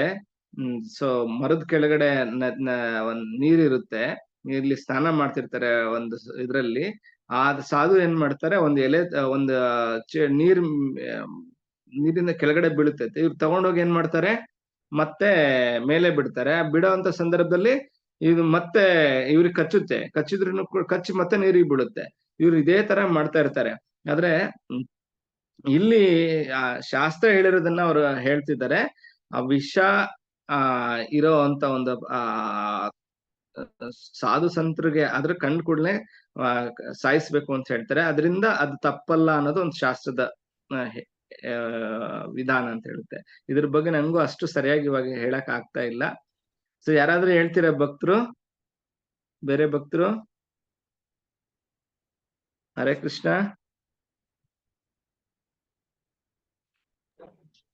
ಪ್ರಭುಗಳೇ, ಅವ್ರಿಗೆ ಗುರುಗಳಿಗೆ ಗೊತ್ತಾಗಿರ್ಬೋದು ಅದು ವಿಷ ಜಂತು ಕೆಟ್ಟದ್ದು ಕೊಲ್ಲೋಕ್ ಬರ್ತಾ ಇದೆ ಅಂತ ಅವ್ರಿಗೆ ಗೊತ್ತಾಗಿರ್ಬೋದು, ಅನುಭವಕ್ಕೆ ಬಂದಿರ್ಬೋದು. ಸೊ ಇಲ್ಲಿ ಪ್ರಭುಪಾದ ಅದಕ್ಕೆ ಹೇಳ್ತಾರೆ, ಯಾಕೆ ಅಂತಂದ್ರೆ ಅದ್ರಿಂದ ಹಾನಿನೇ ಜಾಸ್ತಿ. ಹಾವು ಮತ್ತೆ ಏನು ಕನಿಕರ ತೋರಿಸಬಾರ್ದು ಅಂದ್ರೆ ಇಲ್ಲಿ ಅವರು ಒಂದ್ ಶ್ಲೋಕ ಕೂಡ ಉದಾಹರಣೆ ಕೊಡ್ತಾರ. ಮೋದೇತ ಸಾಧುರಪಿ ವೃಶ್ಚಿಕಾ ಸರ್ಪಹತ್ಯ ಅಂತ. ಅಂದ್ರೆ ಸಾಧು ಪುರುಷರಿಗೂ ಕೂಡ ಚೇಳು ಹಾವುಗಳನ್ನು ಕೊಲ್ಲುವುದು ಸಂತೋಷದ ಸಂಗತಿ. ಅಂದ್ರೆ ಅವರು ಯಾವಾಗ್ಲೂ ಕೂಡ ಭಗವಂತನ ಸೇವೆ ಮಾಡೋದಕ್ಕೆ ಇಚ್ಛೆ ಪಡ್ತಿರ್ತಾರೆ. ಅವ್ರದ್ದು ಪ್ರಾಣ ಏನಾದ್ರೂ ಹರಣ ಆದ್ರೆ ಅದು ಶಾಸ್ತ್ರಕ್ಕೆ ವಿರುದ್ಧ ಪ್ರಚಾರ ಕಾರ್ಯ ನಿಂತು ಹೋಗ್ಬೋದು. ಆ ನಿಟ್ಟಿನಲ್ಲಿ ಹೇಳಿರ್ಬೋದು ಅಂತ ಅನ್ಸುತ್ತೆ. ಹರೇ ಕೃಷ್ಣ. ಪ್ರಭು, ಇದಕ್ಕೇನೇ ಉದಾಹರಣೆ ಹೇಳ್ತೀರಾ ಪ್ರಭು? ಹರೇ ಕೃಷ್ಣ. ಸೊ ಇದು ಶಾಸ್ತ್ರದಲ್ಲಿ ಹೇಳಿದಾರೆ. ಯಾಕಂದ್ರೆ ಸಿದ್ಧಾಂತ ಸರಸ್ವತಿ ಠಾಕೂರು ಈ ವಿಷಪೂರಿತವಾದ ಹಾವನ್ನ ಸಾಯಿಸ್ಬೇಕಂದ್ರೆ, ಯಾಕಂದ್ರೆ ಇದು ಭಕ್ತಿಯಲ್ಲಿ ನಮ್ಗೆ ಅಡಚಣೆ ಆಗ್ತದೆ. ಯಾಕಂದ್ರೆ ಭಕ್ತರು ಏನಾಗ್ತಾರ, ಭಕ್ತಿಯಲ್ಲಿ ಕಮ್ಮಿ ಧ್ಯಾನ ಆಗ್ತದೆ. ಯಾಕಂದ್ರೆ ಈ ಹಾವು ಇದೆ ಅಂತ ಅದ್ರ ಮೇಲೆ ಧ್ಯಾನ ಹೋಗ್ತದ. ಸೊ ಅದಕ್ಕೆ ಸಿದ್ಧಾಂತ ಸರಸ್ವತಿ ಠಾಕೂರ್ನ ಈ ವಿಷಪೂರಿತವಾದ ಜಂತುಗಳಿಗೆ ಸಾಯಿಸ್ಬೇಕಂತ ನಮಗೂ ಇದು ಮೊದಲು ಡೌಟ್ ಬಂತು. ಈಗ ಮಾತಾಜಿ ಹೇಳಿದಂಗೆ, ಯಾಕಂದ್ರೆ ಯಾವ ಜೀವಿಗಳಿಗೆ ನಾವು ಹಾನಿ ಮಾಡಬಾರ್ದಂತ ಇದು ಸಾಧು ಸಂತರ ಸ್ವಭಾವ. ಆದ್ರೆ ನೀವು ಒಂದ್ ಚೋಳಿಂದು ಉದಾಹರಣೆ ಕೊಟ್ಟಿದೆ. ಆ ಚೋಳಿಂದು ಸ್ವಭಾವ ಅದು ಬೀಳ್ಲಿಲ್ಲ. ಯಾಕಂದ್ರೆ ಎಷ್ಟು ಸಲ ರಕ್ಷಣೆ ಮಾಡ್ತಾ ಇದ್ರು ಕೂಡ ಆ ಚೋಲು ಕಷ್ಟ ಆಯ್ತು. ಆದ್ರೆ ಸಾಧು ಸ್ವಭಾವ ಕೂಡ ಬೀಳ್ಲಿಲ್ಲ, ಅವರು ರಕ್ಷಣೆ ಮಾಡ್ಲೇಬೇಕು.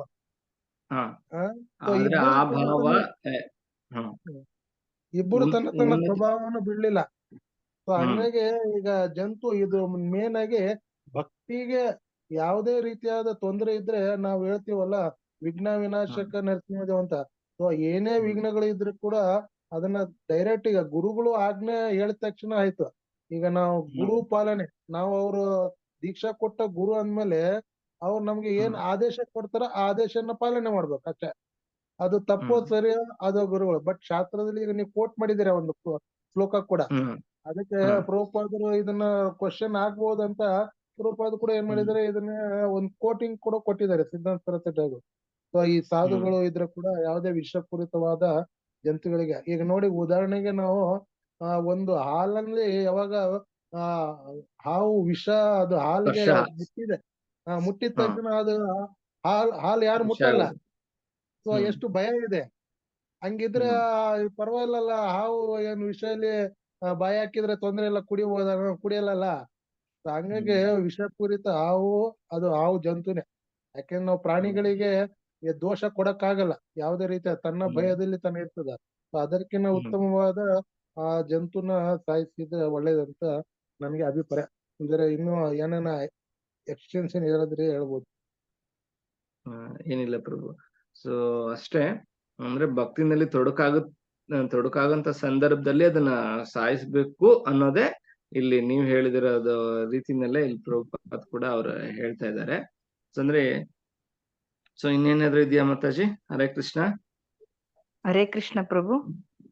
ಹಾ ಹೇಳಿ ಮಾತಾಜಿ.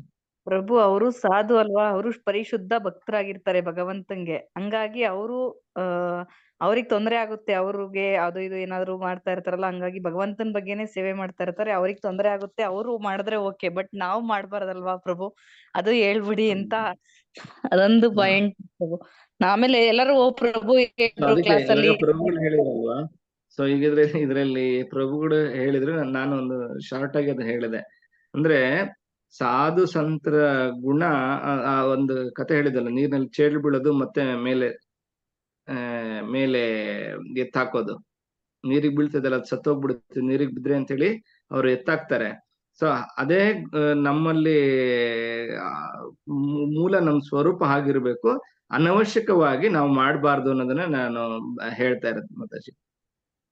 ಯಾವ್ದೇ ಜೀವ ಹಾನಿನೂ ಮಾಡಬಾರ್ದು.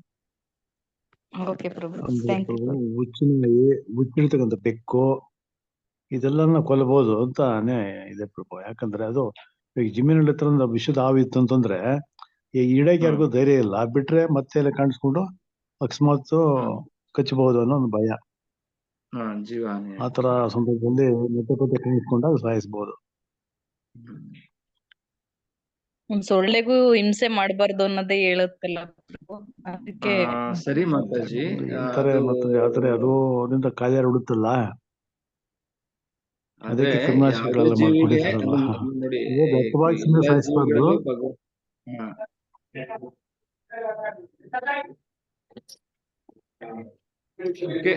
ಅಂದ್ರೆ ಈಗ ಎಲ್ಲಾ ಜೀವಿಗಳಿಗೂ ದಯೆ ತೋರ್ಬೇಕು ನಿಜ, ಆದ್ರೆ ಅದರಿಂದ ಅಪಾಯ ಆಗುತ್ತೆ ಅಂತ ಗೊತ್ತಿದ್ದಾಗ ಪ್ರಭುಪಾದ್ರು ಹೇಳಿ, ಎಂತ ಬೆಲೆ ತತ್ತಾದ್ರೂ ನಮ್ಮ ಪ್ರಾಣ ರಕ್ಷಣೆ ಮಾಡ್ಕೊಳ್ಳೋದು ಕೂಡ ಈ ದೇಹ ಭಗವಂತನ ಸೇವೆ ಮಾಡ್ಬೇಕು ಅಂತೇಳಿ ಬಯಸೋದಾದ್ರೆ ಈ ದೇಹ ರಕ್ಷಣೆ ಮಾಡ್ಕೊಳ್ಳೋದು ಕೂಡ ಅಷ್ಟೇ ಅಗತ್ಯನೂ ಇದೆ. ಆಯ್ತಾ? ಕೃಷ್ಣನ್ ಸೇವೆ ಮಾಡ್ಬೇಕಂದ್ರೆ ಈ ದೇಹನೂ ಇರ್ಬೇಕು. ಅದರ ಅಗತ್ಯ ಬಿದ್ದ ಸಂದರ್ಭದಲ್ಲಿ ಎಷ್ಟು ಅಂದ್ರೆ ಆಪದ್ಧರ್ಮ ಅಂತ ಇರ್ತದೆ, ಧರ್ಮ ಆಪದ್ಧರ್ಮ ಅಂತ ಎರಡು ಬೇರೆ ಬೇರೆ ಇದೆ. ಆಯ್ತಾ? ಆಪದ್ಧರ್ಮ ಅಂದ್ರೆ ಏನು? ನಮ್ಮ ಕಷ್ಟ ಕಾಲದಲ್ಲಿ ಅನಿವಾರ್ಯತೆಯಿಂದ ಮಾಡಬೇಕಾದ ಸಂದರ್ಭದಲ್ಲಿ ಧರ್ಮದಲ್ಲೇ ವಿಶೇಷವಾಗಿರ್ತಕ್ಕಂತಹ ಒಂದು ಲೀನಿಯನ್ಸ್ ಕೊಟ್ಟಿದ್ದಾರೆ, ಅದನ್ನ ಆಪದ್ಧರ್ಮ ಅಂತ ಕರಿತೀವಿ. ಅಂತ ಸಂದರ್ಭದಲ್ಲಿ ಮಾತ್ರ ಅದಕ್ಕೆ ಅವಕಾಶ ಇದೆ. ಇದನ್ನ ತುಂಬಾ ಎಲ್ಲಾ ನಾವು ಮಾಡ್ತಾ ಇದೀವಿ ಅಥವಾ ಎಲ್ಲಾ ನಾವು ಇದನ್ನ ಮಾಡ್ತೀವಿ ಅನ್ನೋ ನಿಟ್ಟಿನಲ್ಲಿ ನೋಡ್ಬೇಡ್ರಿ. ಇಲ್ಲಿ ಒಂದು ಸಾಂದರ್ಭಿಕವಾಗಿ ಅವ್ರು ಹೇಳಿರೋದು, ಸಾಧು ಸಂತರೇ ಅಲ್ಲಿ ಇದ್ದಿದ್ದು, ಸಾಮಾನ್ಯ ಜನರಲ್ಲಿ ಯಾರು ಇರ್ಲಿಲ್ಲ. ಎಲ್ಲ ಅಂತ ಸಂದರ್ಭದಲ್ಲಿ ಭಕ್ತಿಯಿಂದ ಹಾನಿ ಆಗುತ್ತೆ ಅನ್ನೋ ದೃಷ್ಟಿಯಿಂದಲೇ ಹೇಳಿರ್ಬೋದು. ಇದನ್ನ ನಿಮ್ಮ ವೈಯಕ್ತಿಕವಾಗಿ ತಗೊಳ್ಳೋದಾದ್ರೆ ಎಲ್ಲರಿಗೂ ನಾವು ದಯೆ ತೋರಿಸ್ಬೇಕು ನಿಜ, ಆದ್ರೆ ಅಪಾಯ ಆಗುತ್ತೆ ಅನ್ನೋ ಒಂದು ಸಂದರ್ಭದಲ್ಲಿ ಆ ಸಂದರ್ಭಕ್ಕೆ ಏನ್ ಮಾಡ್ಬೇಕು ಅದನ್ನ ಆಪದ್ಧರ್ಮದ ದೃಷ್ಟಿನಲ್ಲಿ ನೋಡ್ಬಿಟ್ಟು ನಾವು ನಿರ್ಧಾರ ತಗೊಳ್ಬೇಕು ಅಂತ ನಾನು ಹೇಳಲಿಕ್ಕೆ ಇಷ್ಟಪಡ್ತೀನಿ. ಹರೇ ಕೃಷ್ಣ.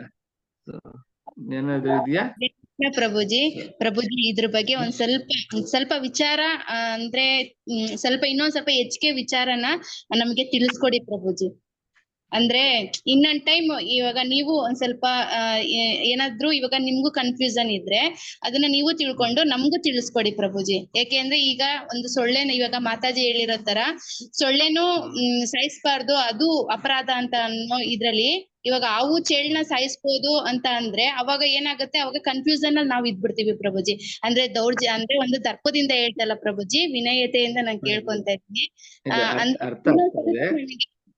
ನಮ್ಗೆ ಸ್ವಲ್ಪ ಅದ್ರ ಬಗ್ಗೆ ತಿಳಿಸ್ಕೊಡಿ ಪ್ರಭುಜಿ, ಮತ್ತಿನ್ನೊಂದು ಕ್ಲಾಸ್ ಅಲ್ಲಿ. ಮಾತಾಜಿ ಪ್ರಭು ಹೇಳಿದ್ರಲ್ಲ, ಒಂದೇ ಒಂದ್ ನಿಮಿಷ. ಆಪದ್ಧರ್ಮ ಅಂದ್ರೆ ಏನು? ಧರ್ಮ ಆಪದ್ಧರ್ಮ ಅಂತ ಅಂದ್ರೆ ಮನುಷ್ಯನಿಗೆ ಧರ್ಮವನ್ನ ಎಲ್ಲಾ ಕಾಲದಲ್ಲಿ ನಾವು ನಡ್ಸ್ಕೊಂಡು ಹೋಗ್ಬೇಕು ನಿಜ, ಆದ್ರೆ ಭೌತಿಕತೆ ಮರಿನ ಇದ್ದಕ್ಕಿದ್ದಂಗೆ ಅಂದ್ರೆ ಪ್ರಾಣಿ ಫ್ಲಡ್ ಬರುತ್ತೆ. ಫ್ಲಡ್ ಬಂದಾಗ ಅದೇನ್ ಮಾಡುತ್ತೆ, ಆ ತನ್ನ ಮಗು ಕಂಕ್ಳಲ್ಲಿರೋದನ್ನ ಎತ್ತಿ ಹೆಗಲ ಮೇಲೆ ಇಟ್ಕೊಳ್ಳುತ್ತೆ. ಸೊ ಹೆಗಲ ಮೇಲೆ ಇರೋದನ್ನ ಆಮೇಲೆ ಏನಾಗುತ್ತೆ, ಅದು ಮುಳುಗೋ ಸ್ಟೇಜಿಗೆ ಬಂದಾಗ ಇನ್ನೊಂದ್ ಸ್ವಲ್ಪ ಉಸಿರಾಡ್ಬೋದು ಅಂತ ಇನ್ನೊಂಚೂರು ಮೇಲೆ ಎತ್ತಿಡಿಯುತ್ತೆ. ಯಾವಾಗ ಆ ತಾಯಿ ಮರಿ ಲೆವೆಲ್ಗೆ ಬಂದಾಗ ಏನ್ ಮಾಡುತ್ತೆ, ಅದು ಏನ್ ಮಾಡುತ್ತೆ, ಆ ಮರಿನ ಕಾಲ್ ಕೆಳಗಡೆ ಹಾಕೊಂಡು ನಿಂತ್ಕೊಳ್ಳುತ್ತೆ. ಅದಕ್ಕೆ ಅದು ಅದರದ್ದು ಅಪಧರ್ಮ. ಅದು ತನ್ನನ್ನು ತಾನು ರಕ್ಷಣೆ ಮಾಡ್ಕೊಳ್ಳೋದಕ್ಕೋಸ್ಕರ ಅದು ತನ್ನ ಮರಿನೇ ಬಲಿ ಕೊಡುತ್ತೆ. ಸೊ ಎಲ್ಲದನ್ನು ನಾವು ಒಂದೇ ನಿಟ್ಟಲ್ಲಿ ನೋಡಕ್ ಆಗೋದಿಲ್ಲ. ಎಲ್ಲಾ ಜೀವಿಗಳಲ್ಲಿ ದಯೆ ಇರಬೇಕು. ನಾವು ಯೋಚನೆ ಮಾಡ್ಬೇಕು. ಇವತ್ತಿನ ಒಂದು ಪರಿಸ್ಥಿತಿಗೆ ನಾವು ಯೋಚನೆ ಮಾಡೋದಾದ್ರೆ ಯಾವ ಜೀವಿಗಳಿಗೂ ತೊಂದರೆ ಕೊಡ್ಬೋದು ನಿಜ. ಆದ್ರೆ ಅದರಿಂದ ನಮಗೆ ವಿಪರೀತ ತೊಂದರೆ ಆಗ್ತಾ ಇದೆ ಅಂತಂದಾಗ ನಮ್ಮನ್ನ ನಾವು ರಕ್ಷಣೆ ಮಾಡ್ಕೊಳ್ಬೇಕು ಅಲ್ವಾ. ಇವಾಗ ಈಗ ಕಾಯಿಲೆ ಬರೋದು ಮನುಷ್ಯನಿಗೆ ಸಹಜ. ಸೊ ಹಂಗಂತಂದ್ರೆ ಇದು ದೈವ ಇಚ್ಛೆ. ದೈವ ಇಚ್ಛೆಯಿಂದನೇ ನಮ್ಗೆ ಕಾಯಿಲೆ ಬಂದಿದೆ, ಇದಕ್ಕೆ ನಾನು ಯಾವ್ದು ಮೆಡಿಸಿನ್ ತಗೊಳ್ಳಲ್ಲ ಅಂತಂದ್ರೆ ಅದು ತಪ್ಪಾ ಸರಿನಾ? ಇಲ್ಲ ಹರೇ ಕೃಷ್ಣ. ತಗೊಳ್ಬೇಕು ಪ್ರಭುಜಿ. ತಗೊಳ್ಳೇಬೇಕು ಅಲ್ವಾ? ಪ್ರಭುಜಿ ಒಂದು ರೀಸೆಂಟ್ ಇದು ನಡೆದಿತ್ತು. ನ್ಯೂಸ್ ಅಲ್ಲೆಲ್ಲ ಬರ್ತಾ ಇತ್ತು. ಒಂದು ಬೆಂಗಳೂರಲ್ಲಿ ಒಂದು ಇಲ್ಲೇ ಹತ್ತಿರದಲ್ಲೇನೆ ಒಂದು ಚಿರತೆ ಬಂದಿತ್ತು ಕಾಡಿಂದ ನಾಡಿಗೆ. ಅದು ಒಬ್ಬ ಮಹಿಳೆನು ಇದು ಮಾಡ್ತು.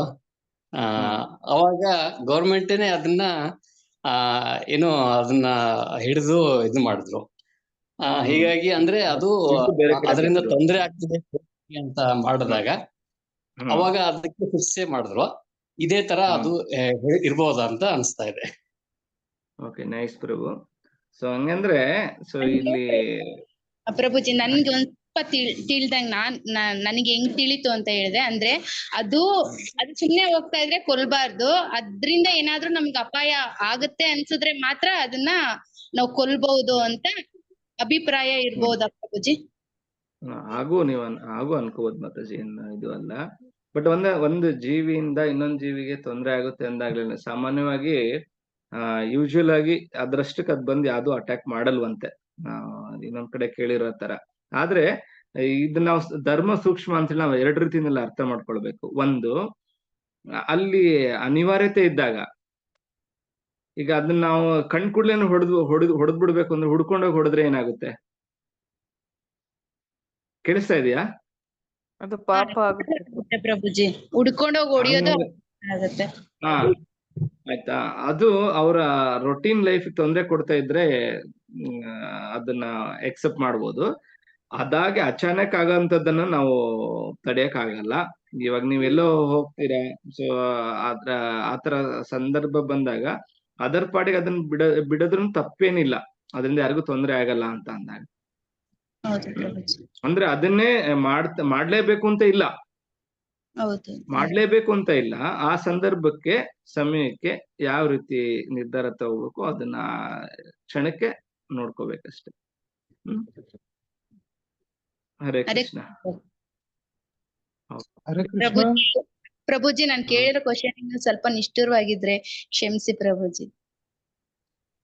ನಿಷ್ಠುರತೆ ಇಲ್ಲ ಮಾತಾಜಿ, ಚರ್ಚೆ ಮಾಡಕ್ಕೆ ಇರೋದು, ವಿಷಯನ ಸರಿಯಾಗಿ ತಿಳ್ಕೋಬೇಕು ಅಷ್ಟೇ. ಸೊ ಇಲ್ಲಿ ಚರ್ಚೆ ಆಗೋದು ಒಳ್ಳೇದೇ. ಆದ್ರೆ ನಾ ಹೇಳಿದೆ, ನೀವ್ ಕೇಳಿದ್ದು ತಪ್ಪು ಅಂತಾನು ನಾನ್ ಹೇಳ್ತಾ ಇಲ್ಲ, ಆಯ್ತಾ? ಈ ಚರ್ಚೆನೇ ಆಗ್ಬೇಕು. ಚರ್ಚೆ ಆದಾಗ್ಲೇನೆ ನಮ್ಗೆ ಸರಿಯಾದ ರೀತಿಯಲ್ಲಿ ಅರ್ಥ ಆಗೋದು. ಹರೇ ಕೃಷ್ಣ. ಹರೇ ಕೃಷ್ಣ. ಪ್ರಭು, ಏನಿಲ್ಲ ಅಂದ್ರೆ ಹೇಳಿ ಪ್ರಭು. ಈಗ ನಾವು ಕೃಷ್ಣ ಬುಕ್ ಅಲ್ಲಿ ಕೂಡ ನೋಡಿದೀವಿ, ಅರಿಷ್ಟಾಸುರ ಬಂದ್ಬಿಟ್ಟು ಒಂದ್ ಗೂಳಿ ರೂಪದಲ್ಲಿ ಬಂದಿದ್ದ. ಸಾಯಿಸಬಾರ್ದು ಅನ್ನೋದಕ್ಕೆ. ಹೌದಾ? ಈಗ ಗೋಗಳನ್ನ ಸಾಯಿಸಬಾರ್ದಂತ ಕೃಷ್ಣನೇ ಹೇಳಿದ. ಗೋ ಹಿತಾಯಚ, ಗೋ ಬ್ರಹ್ಮ ಹಿತಾಯಚ.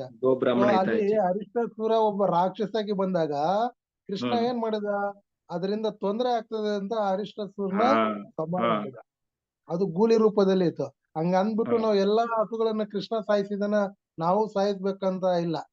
ಯಾಕಂದ್ರೆ ಯಾವುದು ನಮ್ಮ ಇದಕ್ಕೆ ಧರ್ಮದಲ್ಲಿ ತೊಂದರೆ ಆಗ್ತಾ ಇದೆ, ಭಕ್ತಿಲಿ ತೊಂದರೆ ಕೊಡ್ತಾ ಇದೆ ಅಂತ ಪ್ರಾಣಿಗಳಿಗೆ ನಾವು ಸಾಯಿಸ್ಬೋದು ಅಂತ ನಮ್ಗೆ ಶಾಸ್ತ್ರದಲ್ಲಿ ಕೂಡ ಅದನ್ನ ಹೇಳಿದ್ದಾರೆ. ಹ್ಮ್. ಹೌದಲ್ಲ? ಹೌದು. ಹಾ. ಸರಿ ಪ್ರಭು. ಅದೇ Okay. ಆಪದ್ಧರ್ಮ ಅಂದ್ರೆ ಇವ್ರಿ ಏನ್ರಿ ನಾವ್ ಹುಡ್ಕೊಂಡೋಗಿ ಹೊಡೆಯೋದ್ ಬೇಡ, ಅದರಿಂದ ತೊಂದ್ರೆ ಆಗ್ತಾ ಇದೆ ಅಂದಾಗ ಹಿಂಸೆ ತಪ್ಪಲ್ಲ ಅಷ್ಟೇ. ಅದೇ ಅರ್ಥ ಮಾಡ್ಕೊಳ್ಬೇಕಾಗಿರೋದು ಸಿಂಪಲ್. ಸರಿ ಪ್ರಭು. ಹರೇ ಕೃಷ್ಣ. ಮನೆಯಲ್ಲೆಲ್ಲ ಜಿರಳೆಗಳು ಕಂಡಾಗ ಹೊಡೆದು ಹಾಕ್ಬೇಕಾಗ್ತದೆ, ಏನ್ ಮಾಡಕ್ಕಾಗಲ್ಲ. ಔಷಧಿ ಮನೆಯಲ್ಲಿ ಕೂಡ ಜಿರಳೆಗಳು ಹಾ. ಹೆಚ್ಚಾಗಿ ಕಂಡು ಬಂದಾಗ ನಮ್ಮ ರಕ್ಷಣೆಗೋಸ್ಕರವಾಗಿ ಅಲ್ಲ ಫುಡ್ ಪಾಯ್ಸನ್ ಆಗುತ್ತಲ್ಲ, ಅದಕ್ಕೆ ಔಷಧಿ ಇಡಲೇಬೇಕು, ಸಾಯಿಸ್ಲೇಬೇಕಾಗುತ್ತೆ. ಏನ್ ಮಾಡಕ್ಕಾಗುತ್ತೆ, ಹಿಂಸೆ ಮಾಡ್ಬೋದು ಅಂತ ಇದೆ. ಸೊ ಅದ್ರ ಬಗ್ಗೆ ನಾವು ಜಾಸ್ತಿ ಇದನ್ ಮಾಡಕ್ಕಾಗಲ್ಲ. ಹ್ಮ್ ಆದ್ರೆ ಪ್ರಜ್ಞೆ ನಮ್ಗೆ ಅಷ್ಟೇ. ಹೇಗಿರ್ಬೇಕು ಅನ್ನೋದ್ರ ಬಗ್ಗೆ ನಾವು ತಿಳಿತಾ ಹೋಗ್ಬೇಕು. ಸೊ ಆಯಾ ಸಂದರ್ಭಕ್ಕೆ ಹ್ಮ್. ತಕ್ಕನಾಗಿ ನಾವು ಮುಂದ್ ಹೋಗ್ತಾ ಇರ್ಬೇಕು. ತಪ್ಪೇ ಅದು. ಸೊ ಆದ್ರೆ ನಮ್ ಜೀವನ ನಡಿಬೇಕು ಅಂತ ಅಂದಾಗ್ಲೂ ಕೂಡ ಕೆಲವೊಂದ್ಸತಿ ನಾವು ಅದನ್ನ ಮಾಡ್ಲೇಬೇಕಾಗುತ್ತೆ. ಆದ್ರೆ ಮಾಡುವ ಒಂದು ವಿಧಾನಗಳು ಹೇಗಿರ್ಬೇಕು ಅನ್ನೋದನ್ನ ನೀವು ನೋಡ್ಬೇಕು. ಪ್ರಭುಗಳೇ ಮತ್ತೆ